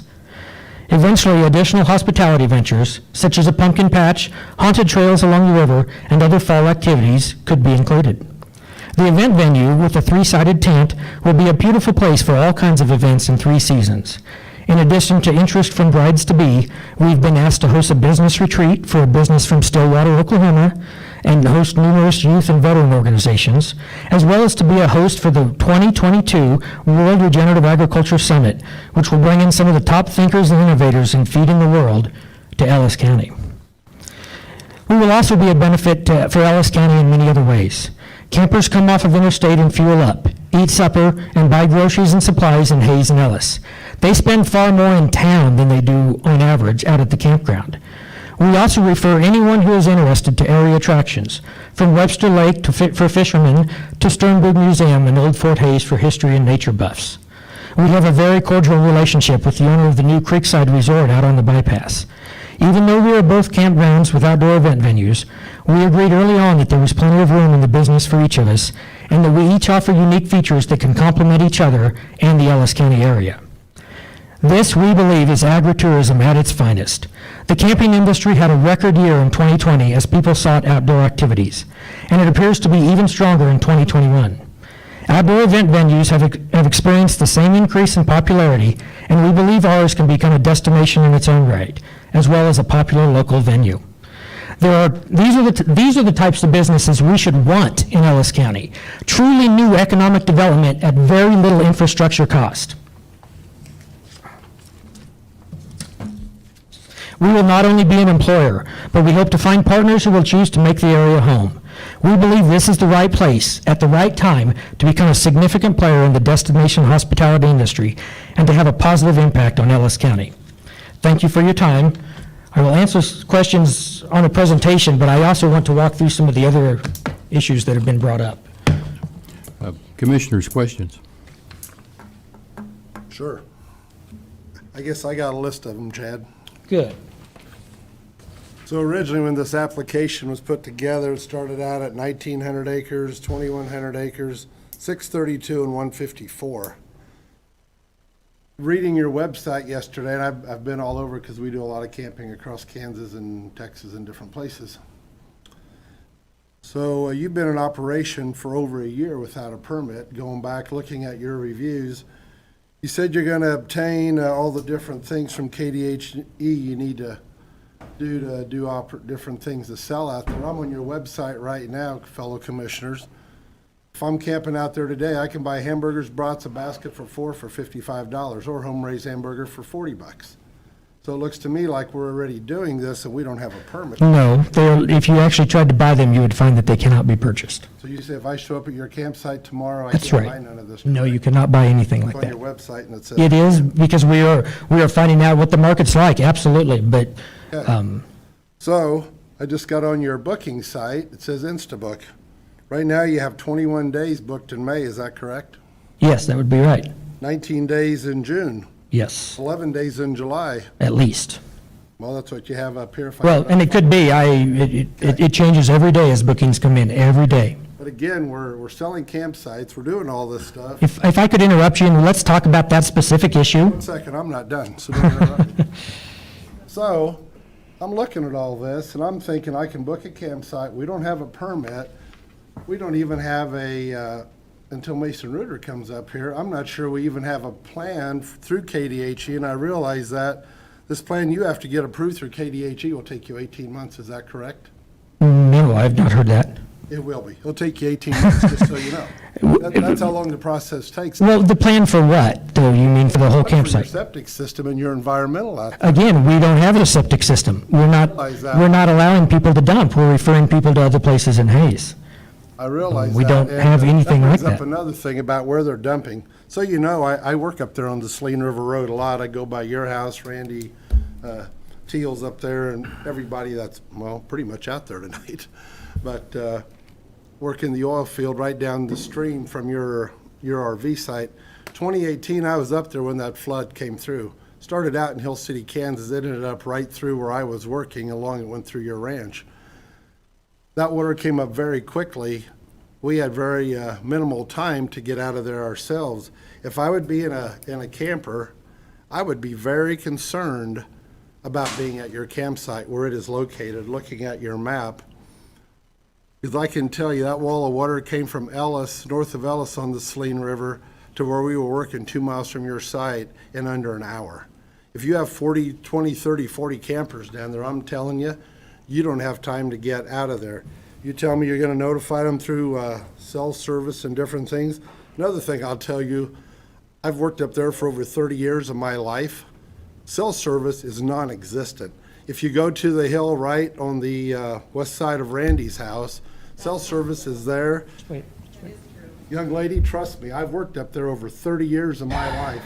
I know where the cell service works. There's a reason I have a Verizon phone and also a Nextech phone, because they're very hit and miss. If I go south of your property up on the hill, works damn good up there. It does not work in that bottom. I'm telling you, if I go to Randy's house, where his bales are stacked on the north side of the road, there is no such thing as cell service. Now, if I go a half a mile west on the hill, cell service is 2 to 3 bars. I just checked it again before this meeting tonight to make sure it hasn't changed. Well, it hasn't changed any. So you can tell me you have great cell service down there. I will argue with that all day long unless you put a. Can I talk, though? I mean, will I be able to address that point? Sure. Address it right now. if you Okay, like. sure, absolutely. When we first moved out there in 2016, we had agreed, almost no cell service. You could use a cell phone from a certain point in our house, and that was about it. Can I take that out? Yeah. For those of you who don't know, our house is right here. And there are cliffs along through here. And you're right, we did not have cell service for a long time. Nextech, and I'm surprised you have Verizon and Nextech, because they're the same. I mean, they work off the same towers. But Nextech built a tower over on the highway east of us, and all of a sudden, we have incredibly good cell service, not only at the house, we have good cell service everywhere but these sites right up against the cliffs. So what is your plan if Camper Joe shows? I'll get there. Hold on, just a second. So what we've done, we're working with Nextech. We will be setting up Wi-Fi to be able to cover the entire campground system. Right now, we've actually had a lot of people work for multiple days at every one of our sites using their mobile phone data. So you are wrong about that. We have excellent cell coverage down in there. We don't have it right up against there. With Nextech, we're going to be putting repeaters on towers up here and down here, and we'll have coverage everywhere. That brings up my next question. This plan looks great. I think you got a great plan out there. It looks neat. I'm just curious, the capital outlay to build all of this, repeaters on stations, I know what this costs. To build this up, what you've presented to my fellow commissioners tonight and to all these landowners out there, you're gonna lay out a minimum of $500,000 to get this thing kicked off. I'm sure you understand that. The time you start building all this, Katie. Is that a question? Huh? Is that a question? I'm sure you understand what it's gonna take to do this. And yet, you've been up and running since April All right. 20th. I see. So can we address some of those other points since we've gone back to them now? You can't. Well, I mean, I asked you earlier and you weren't done yet. Yeah, go ahead. Okay, as far as the up and running, and I know that everyone thinks that that's something that apparently you think I should go to jail for. I will be that poster child if that's what I need to be. 5 campsites located in the middle of a ranch is agritourism. That's what you, and actually, the CUP doesn't apply to agritourism. You don't have to do that if you're going to do a pumpkin patch. We decided to come in here and do this the right way because we were going to go to a commercial size. We're up and running right now as an agritourism opportunity. We have primitive sites and 2-powered sites. We limit it, we make sure that there's no wastewater problems because we're so limited. We have portable toilets for the people that are on primitive sites. It's an agritourism operation. If you want to go ahead and pass a resolution to stop me, I will become the poster child for Ellis County, Kansas, trying to stop a rancher from doing agritourism. That's what this is. We are attempting to bring people down to the ranch to show them the ranch. Now, I will agree that when we grow, we needed to go through the CUP process. That's why I'm here. There's no reason to sit there and act like I'm some kind of a criminal because I've operated the business for the last year. I explained to you in detail how that came about, and I'm not going to apologize for that. As you said yourself, Dean, this will take some capital outlay. Would you go out and do all this without knowing whether or not it's going to be received? I think if I was going to bring a plan before the planning board, I know Mr. Nathan Liker at the planning and zoning meeting, he asked for a motion and never got a second on it, which I think was unbelievable, about the emergency plan, and he never got a second, so it just got passed anyway through planning and zoning, which is beside the point. But no, I wouldn't. Before I would come before the planning and zoning and the Ellis County Commission, I would have a plan. This is what I plan on doing. This is my outlaid plan. I'm going to build what do you call it, event center, wedding venue center. I'm going to build that. I would have all my ducks in a row from KDHE. I would have a... We do have our ducks in a row from KDHE. We know what we will have to go through. But I need to get permission from you guys. See, you want me to go through and do this in backwards order. We're here first for a reason. And then we will go through all those hoops and make sure that it's done correctly. But we have to have, apparently, we have to have your permission to do that. As an agritourism operation, we are, yes. But Agritourism is allowed in Ellis County. you have 2 sites only, right, to camp on? We have 2 RV sites right now, yes. So all these other sites I see on your website, as I'm looking at, They're all primitive sites. they're all primitive. So everything is, I mean, you're not advertising electrical hookup, but before in your presentation you were. You're going to put in, well, hell, you got it right here. How many more electrical? We're going to add a total of 10 more for 12 down in this thing. We have, I'm just going through this, generators allowed, all this other stuff that you're going to gradually be adding in. I mean, I would have a plan. This is not a plan, I'm sorry. I'm involved in a lot of businesses. If I'm going to go to my friendly banker and throw a plan together, I have a plan. I want to construct X amount of sites. This is my plan from KDHE. It's like building a feedlot. Quick scenario. Before I can build a feedlot, don't shake your head at me, ma'am, because I already know the law. If I'm going to go build a feedlot, I go to KDHE. I have a plan. Then I take it over to planning and zoning because it's all mapped out, and this is what they're going to let me do and not do. It's going to be a 200-cow operation I'm going to feed out. I'm just using examples. But I have a plan. It's all detailed out. Then I'm going to take it to planning and zoning, say, this is my plan with your approval. Now, if I have KDHE. the plan that you received through email that you didn't get until tonight is detailed, is very detailed, and I was told it was detailed by everyone who reviewed it the last time, thought it was quite detailed. You want specific KDHE plans for what exactly? I'd like to know you're even being approved. For what, though? I don't need KDHE's approval to run a campground. I need them to dispose of wastewater. Agreed, but I don't have to do that. And in I order can for you to continue to have refer water. people into Hayes to do their dump stations. What are you going to do for water? You got to have a. Again, water wells. once we get up to that point, we will have to become a public water supply. In the plan that I provided to you 2 weeks ago that you never reviewed, we talked about how we were going to do the public Is that water what I got supply. tonight then from you? Is that Yes, what it's the same as what you got tonight and the same thing that I'd sent you via the Ellis County email address that, Okay, I never got it, but that you don't check. material, but I thank you for giving it me At tonight. the same time, Dean, I will note that you claim to be up on the Saline River Road a great deal and that you claim to know these people. I have not only never met you, but you weren't sure that you were my commissioner tonight. So I'm not sure you're paying much attention to those kinds of I things. don't go to your house specific But you didn't know where your commission areas were. as our clerk will attest, our areas get changed all the time. I think you should keep track of that. Oh, you know, I do that. That's what I would do instead of worrying about the KDHE stuff. Hey, really, and I would also make sure you have all your ducks in a row before you come. I don't know what ducks you want me to have in a row differently. The KDHE stuff is ready to go. What do you want me to do with them? And the same with emergency plan. Nathan We- Baker asked for that. And we submitted all of that. Again, that got emailed around to all the commissioners. If you're not checking your email, I can't help that, but that's been sent out. Don't worry, I do. Well, the emergency, have the rest of you received the emergency management I plan? have questions on that. Preparedness We plan. haven't even got to that. Sure, we can talk about that. It's We had a, a fire up there. The time we got up there, well, unfortunately, you've lost your building because our response time is a long ways away from where you're at. What are you going to do if you have a major fire up there? That concerns me. well, I mean, first off, I think everybody has to deal with what are you going to do when you have a major fire. That can be an issue no matter what you do when you're a landowner. Just you and your wife, it's one thing. If you have 10 or 20 campers up there, I But- would be concerned. The fire concerns, and have been brought up by quite a few people tonight, because it's an easy one to pick on.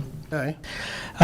Okay, several things of how we approach fire. First off, on a very basic level, the fire pits are constructed out of rock and quite well protected, and everything like that. But at the same time, we all know that things can happen. So what we do, obviously, we do the normal fire safety lecture with any campers. But at the same time, if the wind is blowing or if it gets dry, we can trigger a camp-wide burn ban that prevents people from burning. And I've done that in the past and will do it in the future. I have no reason to want to get a fire started on that area. At the same time, and everyone talks about how far out we are and how slow the response is, I've never felt that way, I guess. We knew where we were living when we moved there, and it doesn't bother me to have slower response times. What was lost in that fire was stuff. And stuff can be replaced. What we try to make sure that we've got is a plan to mitigate, obviously prevent any loss of life and mitigate property damages. I think that we've done that. I think that we will continue, excuse me. I think that we will continue to do that in the future. Our plan has been, we've talked to the fire department. Our plan is to set up, well, we've already got a water trailer set up so that we can respond immediately to anything out of control. And our hope is down the road, we could actually have the fire apparatus that we could station there and be able to respond even quicker.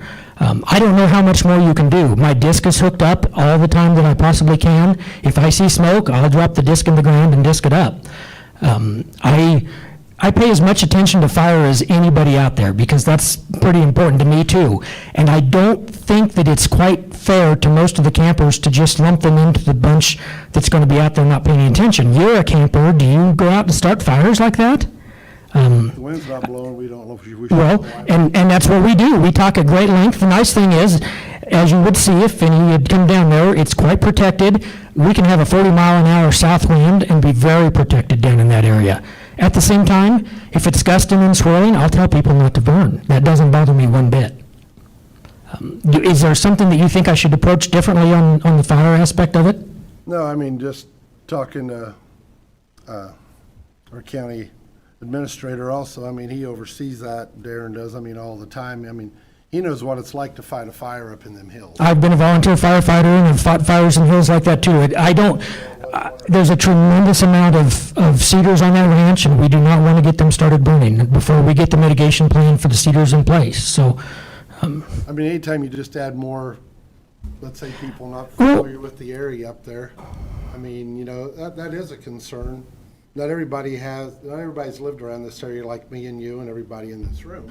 actually, to be honest with you, I've found that the campers that we've met through Hip Camp are much more respectful than the average campers that I've met in the past.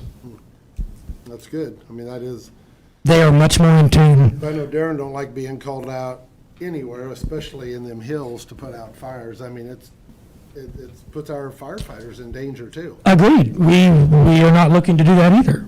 Just like, I mean, you're aware of, some of the hills are cliffs that are drop-offs. I mean, at night, it's a bad deal. I think you can string a bunch of little threats together into some large imagined threat, and you can either spend your life worrying about threats that you can mitigate and work against, or you can move on with your life.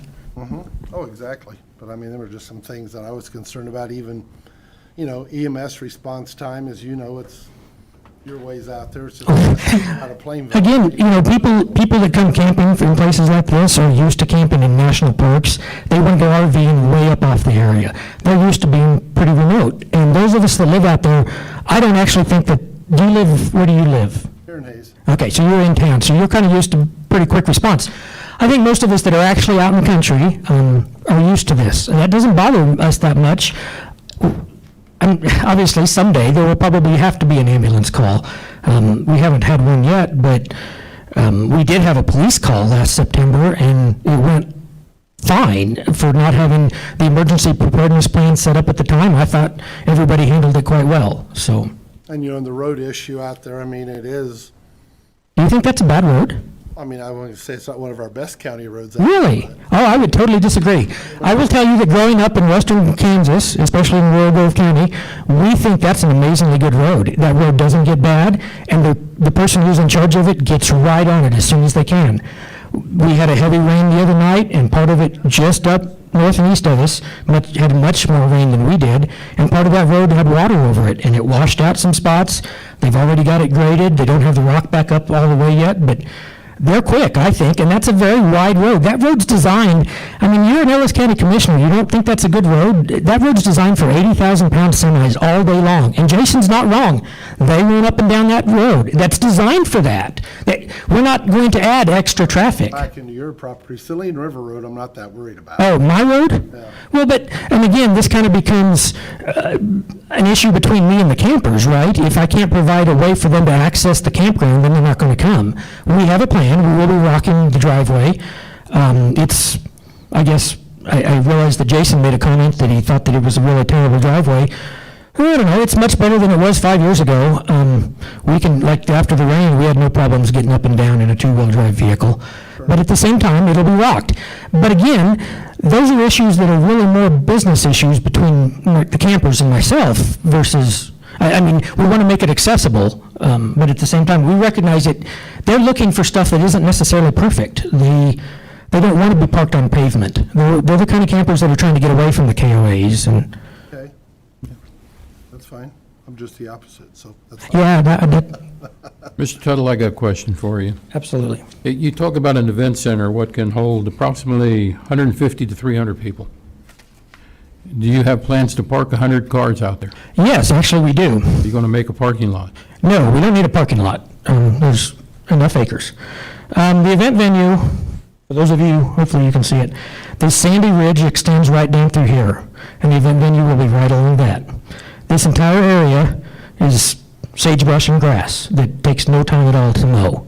We actually have horses on it right now, but eventually that'll just be mowed up, and we counted it up, we figured up how many cars we could park down through there, and we do not have enough space for that many cars, or for that many people in the event venue. So yes, we do. They can all park relatively close. It'll be grass field parking, but that's done at lots of venues, so. Okay, another thing that concerns me too is some safety issues. There is the possibility out there of a lot of wildlife. If customers aren't real clean with their garbage, you're going to have rats, mice, could draw coons, could draw skunks. Some of these can be rabid. If it does get to be an abundance of mice, draw snakes. Or what kind of a liability issue, or do you have people sign liability waivers? Yes, everyone who books signs a liability waiver, first off, for anything like what you're talking about. I think it's important to note that we use high-dollar trash cans that are lockable, or that close. We don't have to try to pull the coons in. The raccoons are already there, and they will try to get into the trash. As far as mice and things like that, it's a little easier probably if you come down and look at the sites, but everything's wide open, and there's no real places for the mice to just kind of hide like they would hide if they were eating off of the food. And also, the campsites are checked every day. We pick up the trash that's accumulated in the trash cans. We've never seen a rat down in that area. The rats live in other debris areas, the pack rats do. As far as rabid animals, we all know rabid skunks can exist.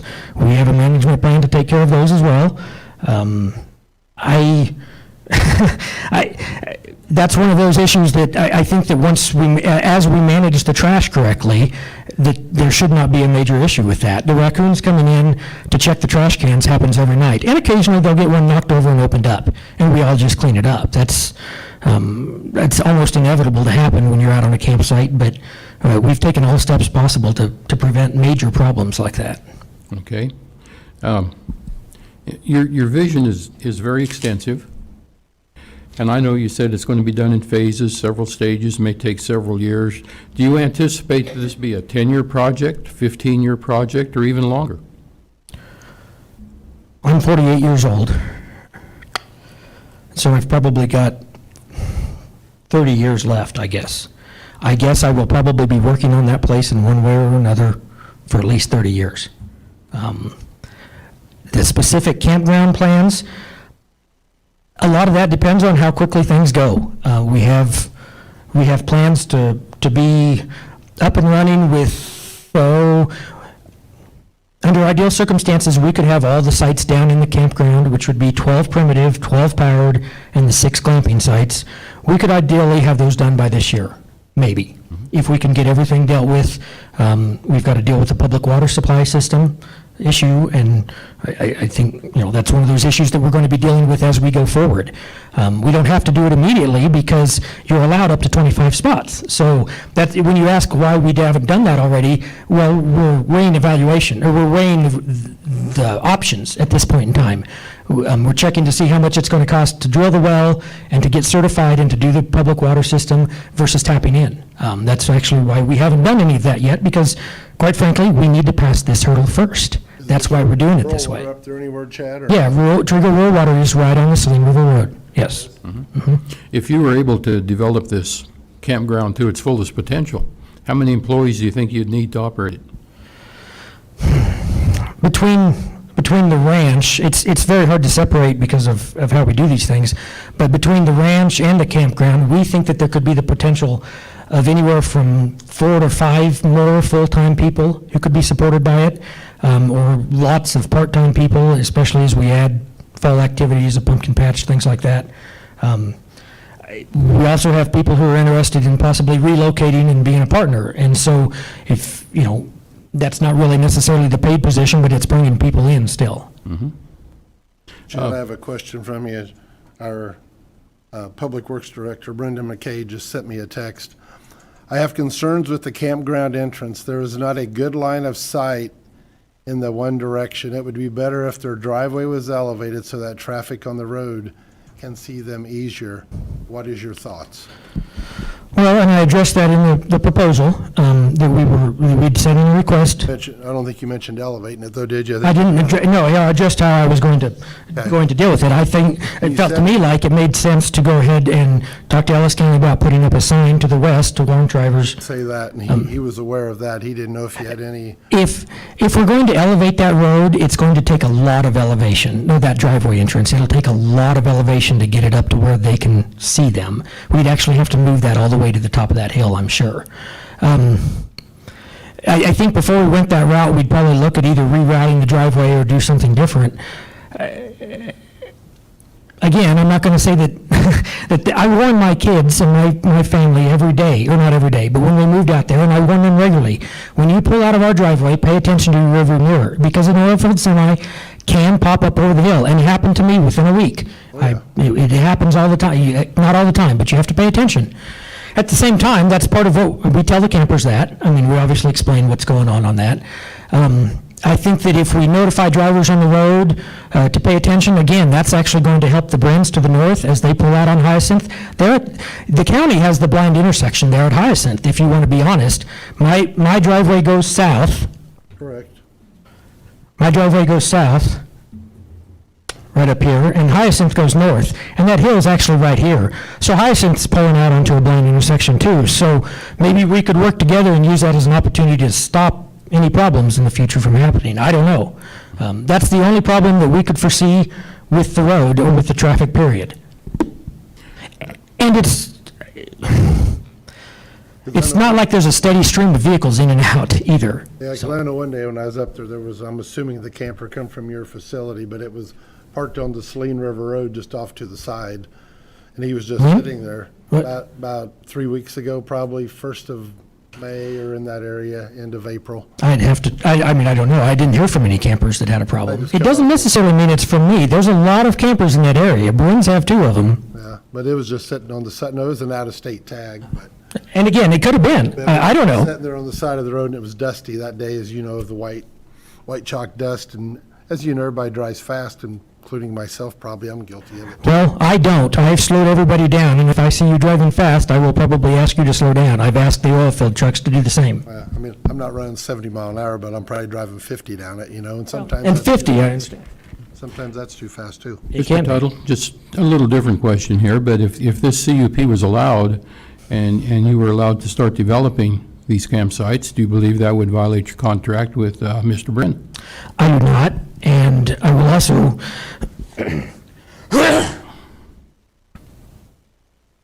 excuse me. I do not feel that contract would be violated, and there's a lot of reasons why, none of which I think are in the purview here that should be dealt with here.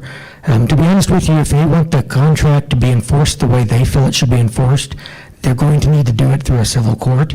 And at the same time, we will then bring up our concerns that make us feel like we have a right to violate that contract.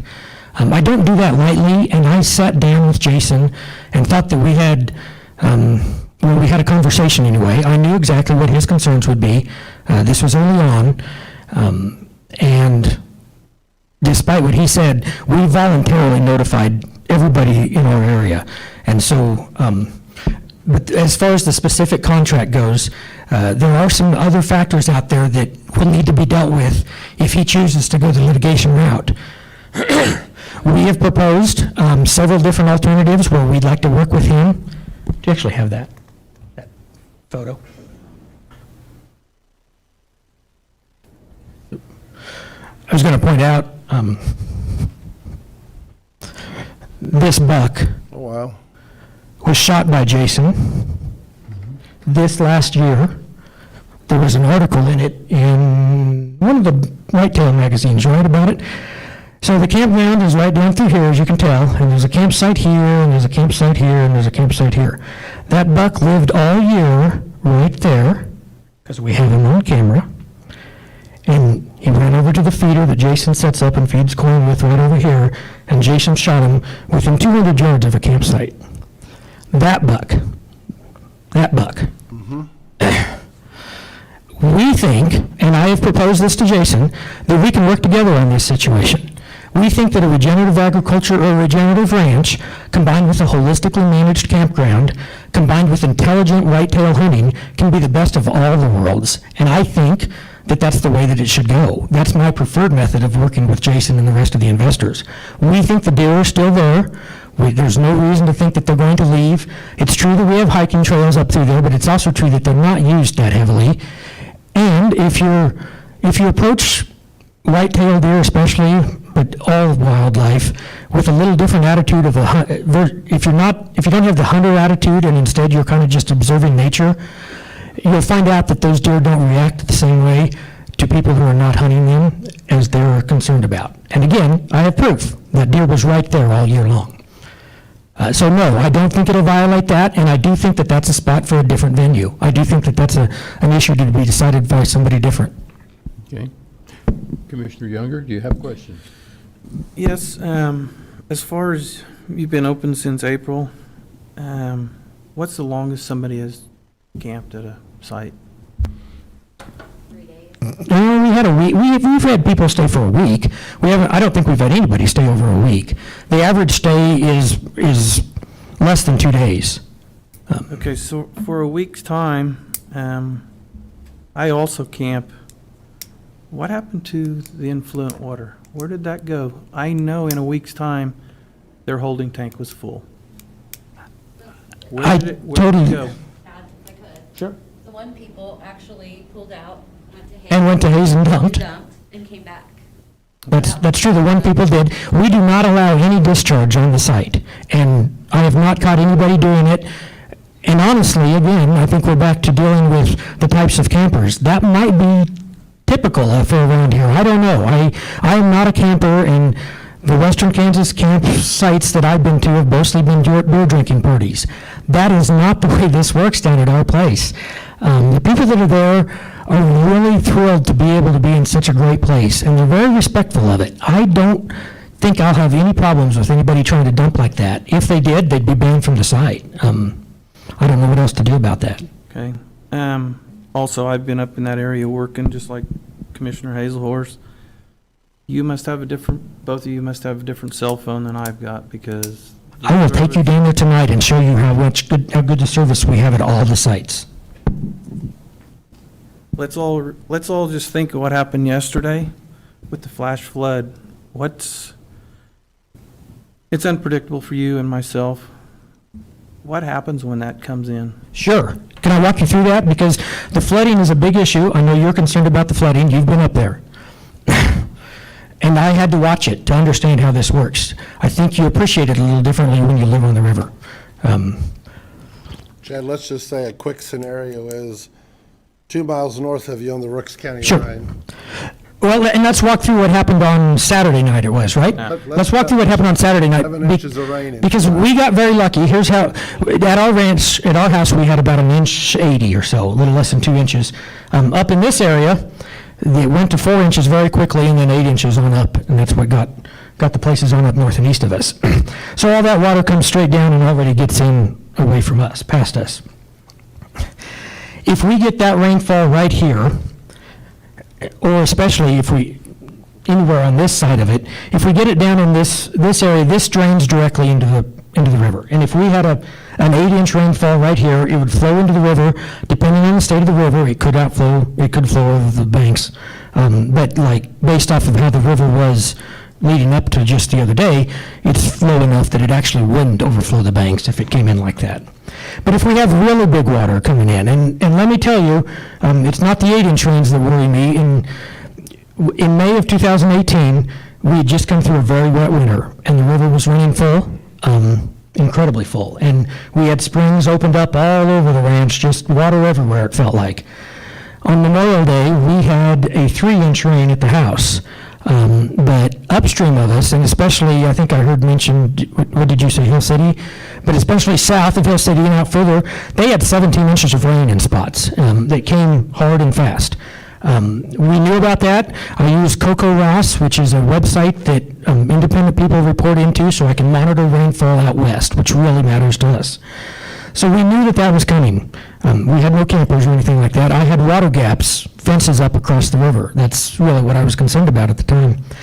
The way this works, and again, you have to kind of watch it to understand, the big water comes in from over here on the west, and you can see the river hangs a sharp right, which you don't normally see in rivers. This is actually our driveway, and this is a sand, gravel hill, or not hill, a big ridge that stops the river and turns it to the south, where it comes down here and stops again and turns and flows out.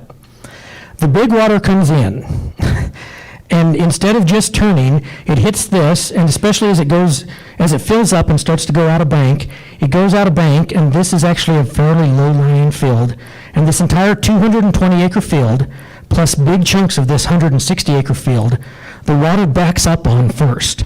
The big water, that big wall of water that we talked about, came down and hit that, backed up, and filled up almost all of that field. That's very important to note. Somehow, Mother Nature created what essentially is a slowdown or a reservoir in the river system right there. That's how this works. The big water comes in, fills up these areas. From the time we saw big water over here on our property to the time that it hit this water gap right here was over 2 hours, and that was not going out of bank. It continued to fill up all of this, and we actually didn't go out of bank down here for 4 more hours after that all happened. That's very important to note, that this is actually a very good spot for something like that, because no matter where, if a big rain happens right here, it drains right down onto this field where it will sit until it gets finally to the river, during which time I'll be able to get people out of the campground. There is far more time available than just a wall of water coming at you due to that. I would agree with you, if we were trying to put a campground right here, that would be incredibly dangerous. This is a far different scenario. And because of that high ridge that comes down, we can get campers over to our house in a matter of minutes. It does not take very long at all to get people out of there. Does that answer some of the questions on the flooding at all? Yeah, I mean, and I think Butch is the one that said it. Let's just say you have 300 people at a wedding, let's say, you know, and you got 150 cars down there. We all know that takes time. And Well, sure. if it's raining cats and dogs and you have 7 inches of rain in an hour and a half, on a grass parking lot, we all know that could be an issue. I mean, Well, it undoubtedly could, but, I mean, and as long as we're going to talk about worst case, I mean, that's kind of a worst case scenario. It happens, and you're assuming that we paid no attention to the weather, which we will, and that we didn't have a cancellation plan, which we do, and that we didn't have the backup plans, which we do. But let's say we get trapped down there, we can get, it won't be that hard to get all the cars to at least the high spot, and we can keep everybody safe. That's really the only plan. I can wait for it to stop raining. I can wait to send people up the driveway. The driveway sets up in a few hours, and if everybody has to park there for a few night, or for overnight, that's not the worst thing in the world. I mean, we're planning for a worst-case scenario, and that would be it, right there. I still think, between this being already high, it's worth noting that this area where that's actually not in the floodplain where the event venue is, and where the parking would be is barely in the floodplain. It would be like, it's going to take a big flood to get up there. So that's like 7 or 8 hours into it, that area might go underwater. But until then, we have time. We really do.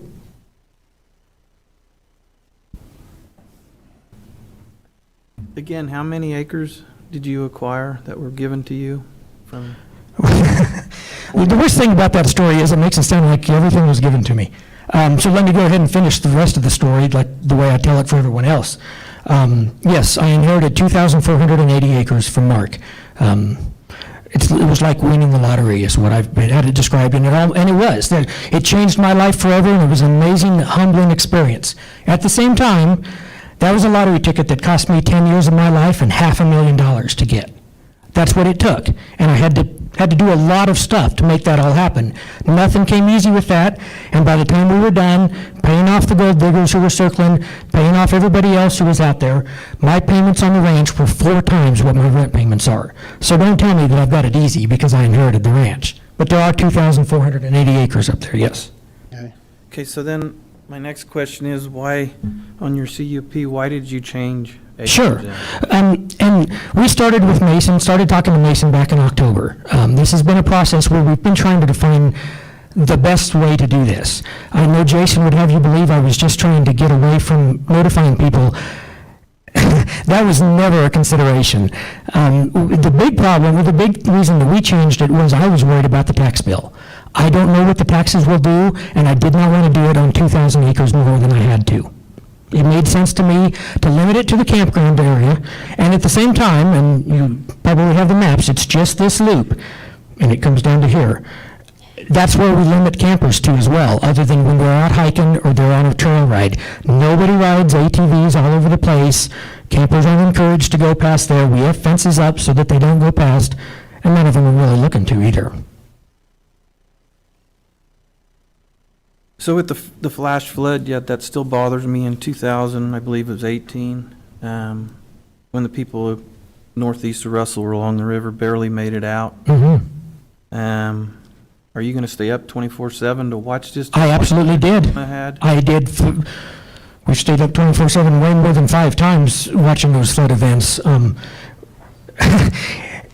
May, I think you should maybe go to Natomi. You should have went there and monitored theirs. we have friends that were. It's almost impossible to watch that. What do you mean almost impossible to watch it? For a flash flood coming. Well, you don't necessarily sit out there and watch it, but you monitor the reports and and absolutely I did. And we watched it. We knew when the water hit the bridge over here a mile to the west. We knew when the water hit our house or hit our property, and we knew when the hot water was going on down through there. Yes, we will monitor it, especially if I have people down there. That's part of the job. Talking about going up and down the river, doing different rides or whatever. We're not set up for a water rescue. That's a pretty tough thing to do as far as somebody falling off, a child, whatever, if there's nobody around. I mean, are you going to monitor that also? We do monitor how people interact with the river. At the same time, we expect people to be intelligent and exercise proper safety. I don't think it's any of our jobs, especially the government or the local county commission, to decide how much risk people should take. I think, as we float people down the river, you maybe haven't been in the river lately. In addition to the big 5 floods that we had at least 20 what we called micro floods, which would have been enough water that stayed in the banks, but enough water to wipe out water gaps and have to go out and fix fence. That had the effect of settling all the sand so that the Saline River, instead of being now kind of a river that had a pretty narrow channel that you went from deep hole to deep hole in, it's now really level, and it's 40 yards wide for a big chunk of it, and it flows. The other day when we floated people down it, it was barely flowing a foot of water through it. The water is much shallower, I guess. When the water gets high, we limit those activities. I'm not going to set somebody in a tank and send them down the river if the water is in a flood stage or anywhere approaching anything like that. I understand that you're approaching it more from a rescue situation, but we're approaching it more from a we're going to expect people to monitor the actions of themselves. We think people should take responsibility for their own actions. I'm not looking for anybody to come out and put together a water rescue plan because, quite frankly, I don't think it's necessary. Neither did they in Natoma. Well, a water rescue plan for floats is far different than the flood management plan. That's vitally necessary, and I think I've walked you through why that's what we've done on that. Do you have any questions on the flooding? Do you think we're not right on the flooding? Oh, it's going to flood. I've lived here all my life. I know where that water goes. Yeah. How far back. Where do you live again? I live in Munger, but I'm Right. up in that area. So, but did you understand kind of how this water works through here? Why it will not flood? Is that at like a 15-foot depth pond that it's a holding reservoir for that water? Where are we talking? Up here? Right. No, that's actually a set of willow You were trees. saying that water all running. The water does. This is very low all the way through here because there's springs up here and it comes down and runs through there. This is very low and it fills up. It fills up before it can get back. These banks on this side are lower than these banks over here. And so the water backs up. This and this area have all got water in it before we come out of bank over here. That's very important to understand. Because that's a huge part of our flood mitigation plan. We understand how that works, and we can see it work, and we can watch that. And yes, we do monitor it 24/7. So what depth is it in there when it does flood? If you've been up there in the... Up in here? Yes. Up in here? Like right through here, I had debris 4 feet deep up on the trees. Just in one spot or the whole? No, the whole way. Entire thing? Oh, no, the whole way. There's a little ridge that kind of comes down like this, and it doesn't get up to here, but all of this had all water. Water covered that field to a depth of anywhere between 3 and 5 feet, depending on where you're at in the field. Okay, as Commissioner Schleier had asked, with the animals, along with water comes along taking the rattlesnakes out of their homes, dens. What have you guys noticed up there? Is there a lot? Actually, we see very few, I'm trying to remember if I've ever seen a rattlesnake down in that area. I think we did see a rattlesnake in some of the flood debris we were cleaning up behind our house. Is that the only one you remember? That's the only one I remember. If we're going to have a rattlesnake, there were a few up by the barn when we first moved in. Cats and us living up there have taken care of those. We have bull snakes up there now. We actually see most of our rattlesnakes up along the Saline River Road. I'm sure they are in the canyons, and as I tell the hikers, beware. I can't protect you from all the snakes, and I'm not going to try to protect people from all the snakes. But agreed that the debris can host the snakes. One of the nice things, this has all been cleaned of debris and it's been updated, I guess I should say, way back when Mark had it. And as we clean these sites, we will actually catch much less debris in the next big flood, which is a good thing for everyone involved. But that's part of the advantage is to clean these sites out.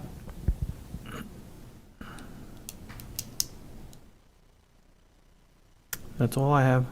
Okay. Dean, any further questions, follow-up? Mr. Tuttle, thank you. Are there any other issues that any of you want addressed that were brought up by anybody else out here? No. Thank you. Gentlemen, we need to decide how we're going to resolve this.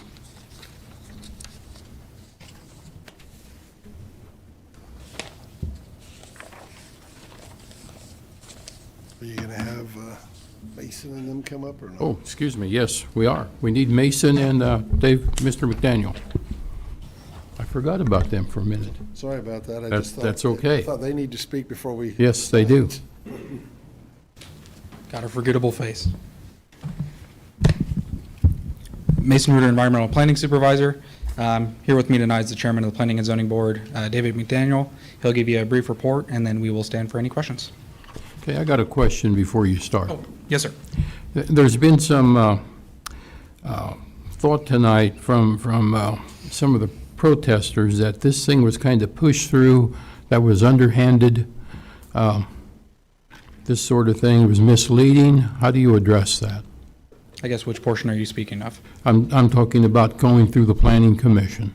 Going through the Planning Commission, it follows the same path we followed since 2006. Once the area is defined and we receive all the information for the application, which we did once he had his final engineering drawn up from Penco in February to the 154. He had originally done something back in October before he had finalized any plans. So as we talked and we said, hey, let's get some more planning involved, he had done that and kind of narrowed it down to this is the campground area. And then once we got the list from Field Abstract, we usually send out the certified letters that get returned to us. We have the stack of them. The 154 acre tract, that was the actual application presented to the Planning and Zoning Board, did only have 2 names on it. The Field Abstract could come up with the surrounding areas as marked Metz and the whitetail properties, I believe.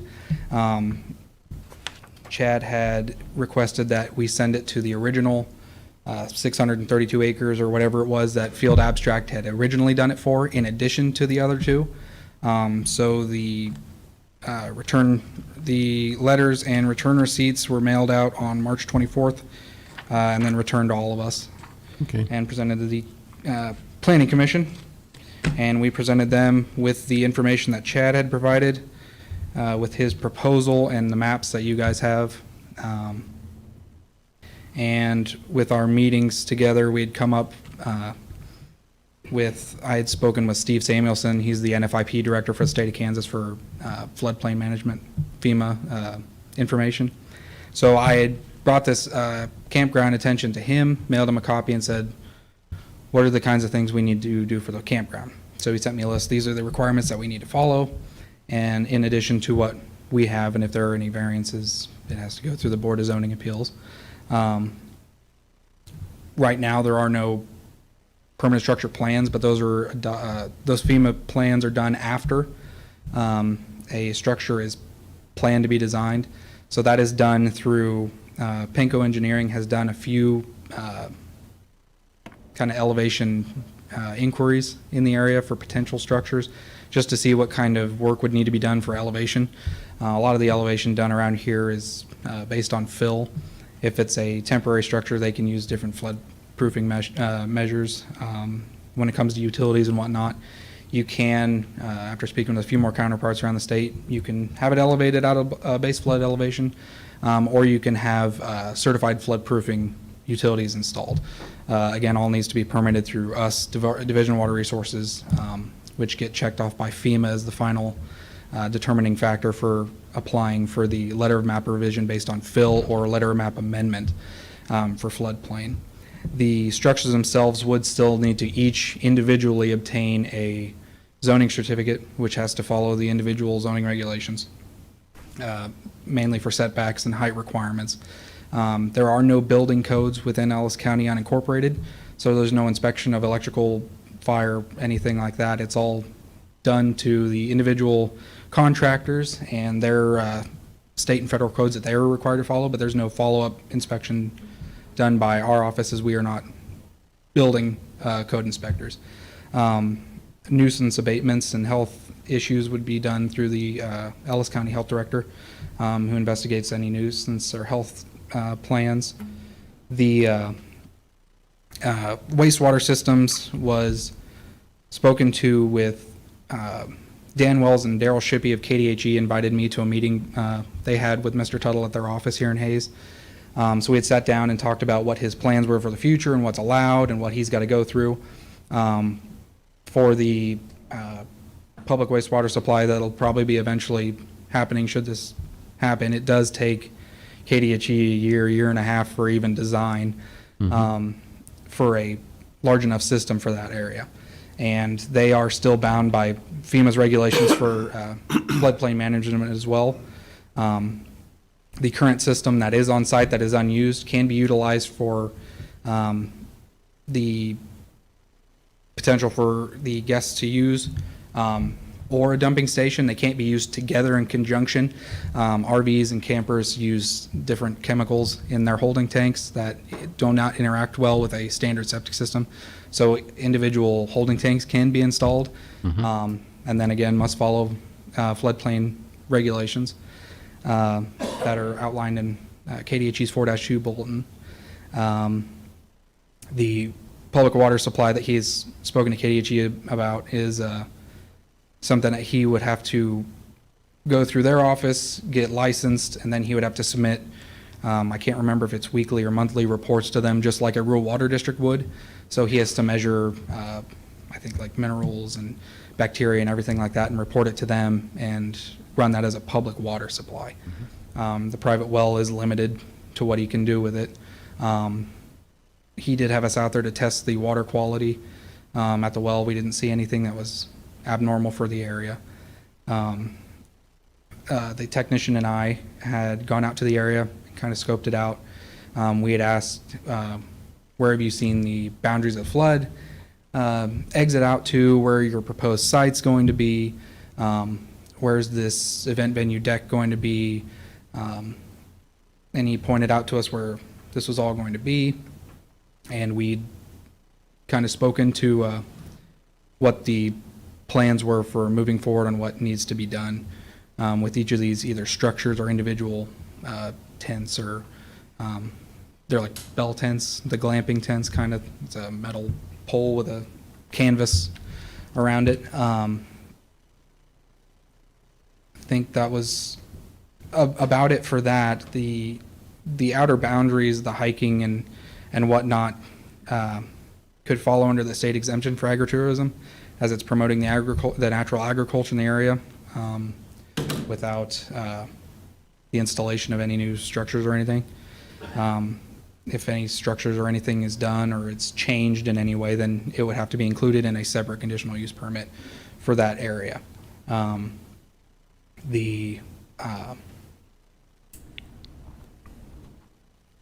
to think of what else we had there. I know we've been working on this for quite a few months, and he had spoken with, spacing on her name, out of Stockton with Division of Water Resources for the no-rise certificates. So any construction done within the floodplain that's not a structure has to get a no-rise certificate. So nothing can be done to alter the floodplain in any way. These are all federal requirements that have to be done through both our office, the state office, and the federal FEMA agency to verify all of these. That's a little bit of the brief history of what our office has done with him, and the emergency plan he had provided to us the night of the meeting. It was in a draft stage, and he had emailed it to us the next morning to pass on to our planning commissioners and to you guys so you can review it as well and ask for questions as well. That is the information that we collected and passed on to our Planning and Zoning Commission for their recommendation to you guys for final decision based on things that might not be zoning applicable. If that. The event structure that he wants to build, is it permanent or not? The deck could be permanent if it's outside of the. Chad just said no. Well, Oh. were you talking about the deck, Dean? I'm sorry. No, the event venue you want to build, is this a permanent structure? Well, the tent is not permanent. There'll be a tent there that can be taken down. And then there's a permanent deck that's located on that higher ridge. On that deck that you were talking about earlier? Okay. Yes. Yep. Then that would have to meet the same floodplain requirements if it's located within a designated FEMA floodplain area. Okay. Okay. Okay.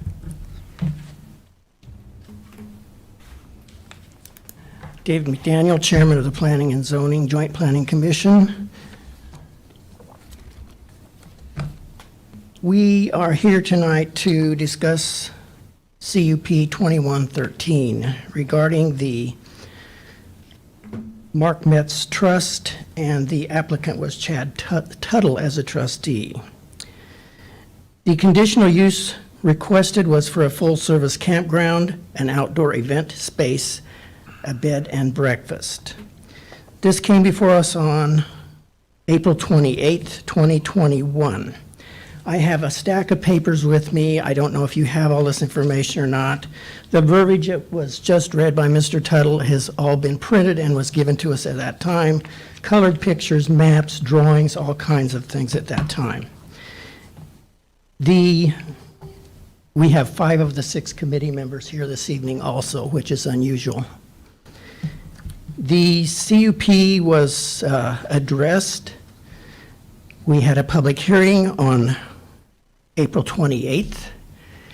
We had 1 hour and 32 minutes of people at the microphone speaking to us. There were 2 people that were protesting at that time. The end of the protest period was May 12th, and I understand there have been protests advised since that. It was our recommendation, and I'm going to be brief, it was our recommendation at that night to approve this, and as you know, we are just an advisory committee, gentlemen. You make the decision on this. You can approve, disapprove, or kick it back to the committee. Do you have any questions that I can answer on this? Commissioner Hazelhorst, any questions? You know, I think they've all been addressed over the past 2+ hours. I mean, part of it goes back to Nathan Liker's deal on the emergency plan and different things with that. And part of it goes back to the 632 acres, shrinking it to 154. If it would have stayed at 632, you'd had many more people, obviously, contacted and would have been in that area. But either way, it was the decision. It's worth noting that's not true. We mailed them out to everybody within that original. I know you did, but the final In addition plan to was a bunch of other 154. neighbors. We mailed them out to all the neighbors. They were within 5 miles. But the final plan was 154. Right, but that wasn't shrunk to do anything like try to avoid notifying. I didn't say it was, I just simply Making sure that said That's on record. it was 632 acres and it was shrunk. Had that stayed the same, you'd had many more protests, I'm sure, because all of them folks are here tonight, I believe, or a good majority of them that I don't think that's true either. I do, because one of the protest petitions was delivered. Can I mention your name? Yeah, you can. Mr. I live 2.5 miles away, and I was never notified about any of this until I read about it. So, Where do you Mark live? Biker, I'm your closest neighbor to the south. Oh, and I believe he okay. had 6 more You're people, not over the south. 5 or 6 more people mentioned that also. Neighbors that were on the protest deal, none of them were notified either until they saw. Okay. Can you speak up? So that is a concern of mine, but either way, it was shrunk to 154, and I understand that was how your decision was made. Correct. Thank you. Okay. I have no questions. Mr. McDaniel? I do not either. Okay, thank you very much for your time. Unfortunately, I'm not bugging out on these people, but the City of Ellis Commission is waiting for me to mayor, as mayor, and the vice mayor is standing in the back of the room, John Wall, so I'm leaving. Thank you. Okay. Thank you both for coming. Sure. Okay, commissioners, now we need to get down to business. You have a gentleman that's raising his hand. Oh, yes, please, come forward. I just have a question. I didn't catch quite what this gentleman said, but did he say there was a petition lost? Correct.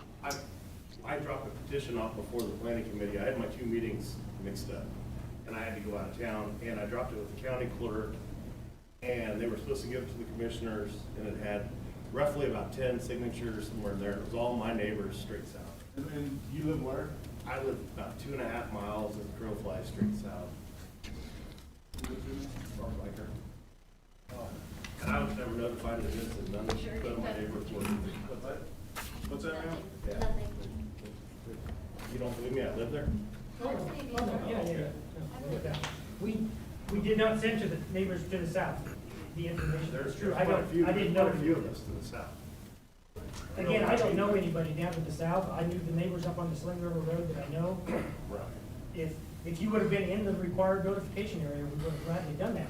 They would, I don't know that they would have been, if we would have included the entire 632, I don't think that would have included them. They were never on any list. I think we should have, because with your campfires, as the fire goes, with our county fire chief, if a fire gets loose up there, how long would it take to go 2 miles from my house? Gentlemen, are you ready to discuss this issue? I think we are. We've heard it for Okay. over 2 hours, Okay. which is a lot of good discussion. Thank you all for coming. And Just before we do vote, all of the public that's at her, feel free to come to any county commission meeting. It just doesn't have to be for a CUP permit. We love to have live bodies here. Usually we have 2, sometimes 3 on a good night, so you're always welcome back. when I consider a proposal like this, I'm going to stick to the objective data. Some of the things I think got into the weeds. Payment of property taxes, I feel like that's in the weeds. If property taxes aren't paid, at some point, the land is sold and we get our property taxes, so that's a non-issue. Criminal history, that's a non-issue. We have nothing in any of our regulations, plans, protocols that says anyone with a criminal history can't apply for a CUP. So I'll throw those things into the, as far as I'm concerned, I throw them out.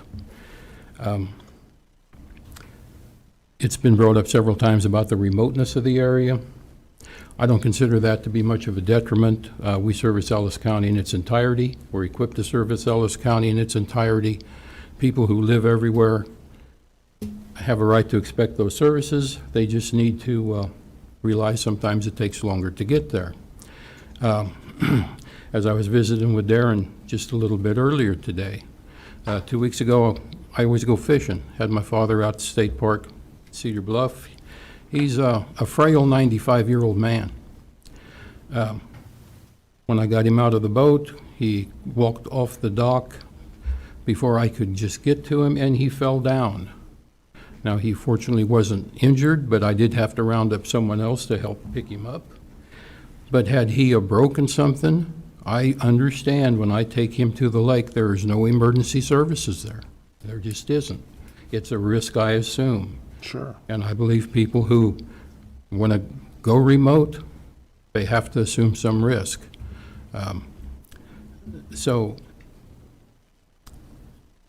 the remoteness issue, I'm just not that concerned with. We deal with what we deal with to the best we can. To the best we can. Looking at this objectively, this is a very grand plan. It's a big plan. I don't know how much in Mr. Tuttle's lifetime would ever get accomplished. Like you said, Dean, it's going to be an expensive plan, too. Oh, definitely. It's not an inexpensive issue to do. So, thoughts and comments? I think I've said all I need to say. Thank you both for listening to me. Commissioner? Myself, same way. Okay. Do I hear a motion?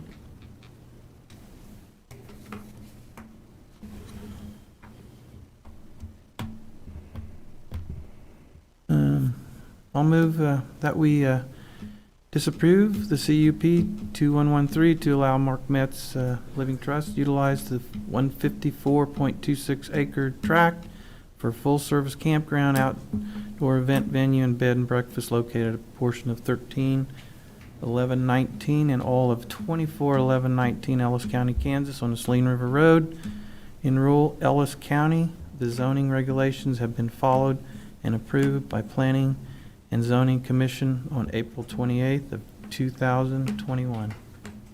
Second. We have a motion and a second. Any further discussion? All in favor say aye. Aye. Aye. Opposed? Aye. Motion passes 2-1.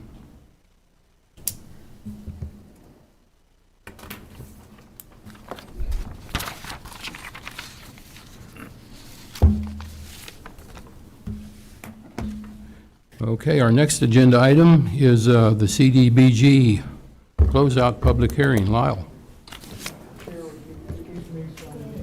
Absolutely, Mr. Jeter. Maybe you'll luck out and they won't be meeting. Okay, take care.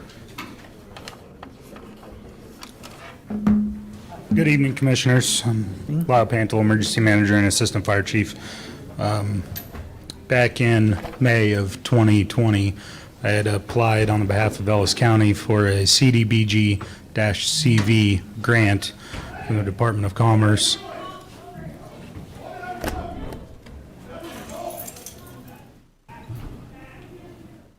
Oh, something going on out there? Yeah, we had both sheriff officers here for a reason this evening. They were afraid this was going to happen, so Scott Brown has it taken care of. I'm sure he does. He had backup. Okay, continue, Lyle. So we were approved. Ellis County received $132,000 to help retain jobs within Ellis County. All the money to date has been spent, except for $2,000, which they hold for the closeout process.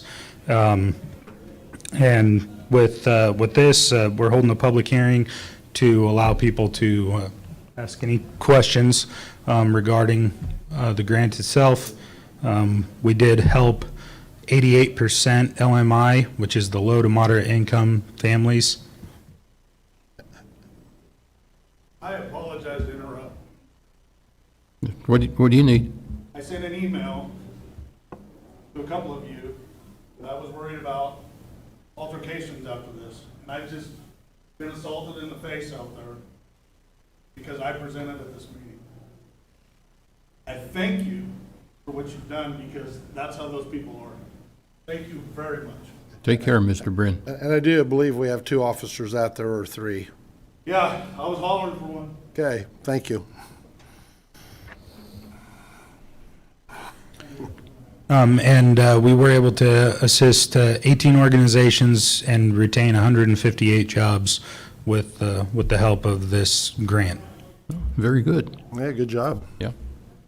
So do we have any further questions on it, or? Was it a lot of work for you?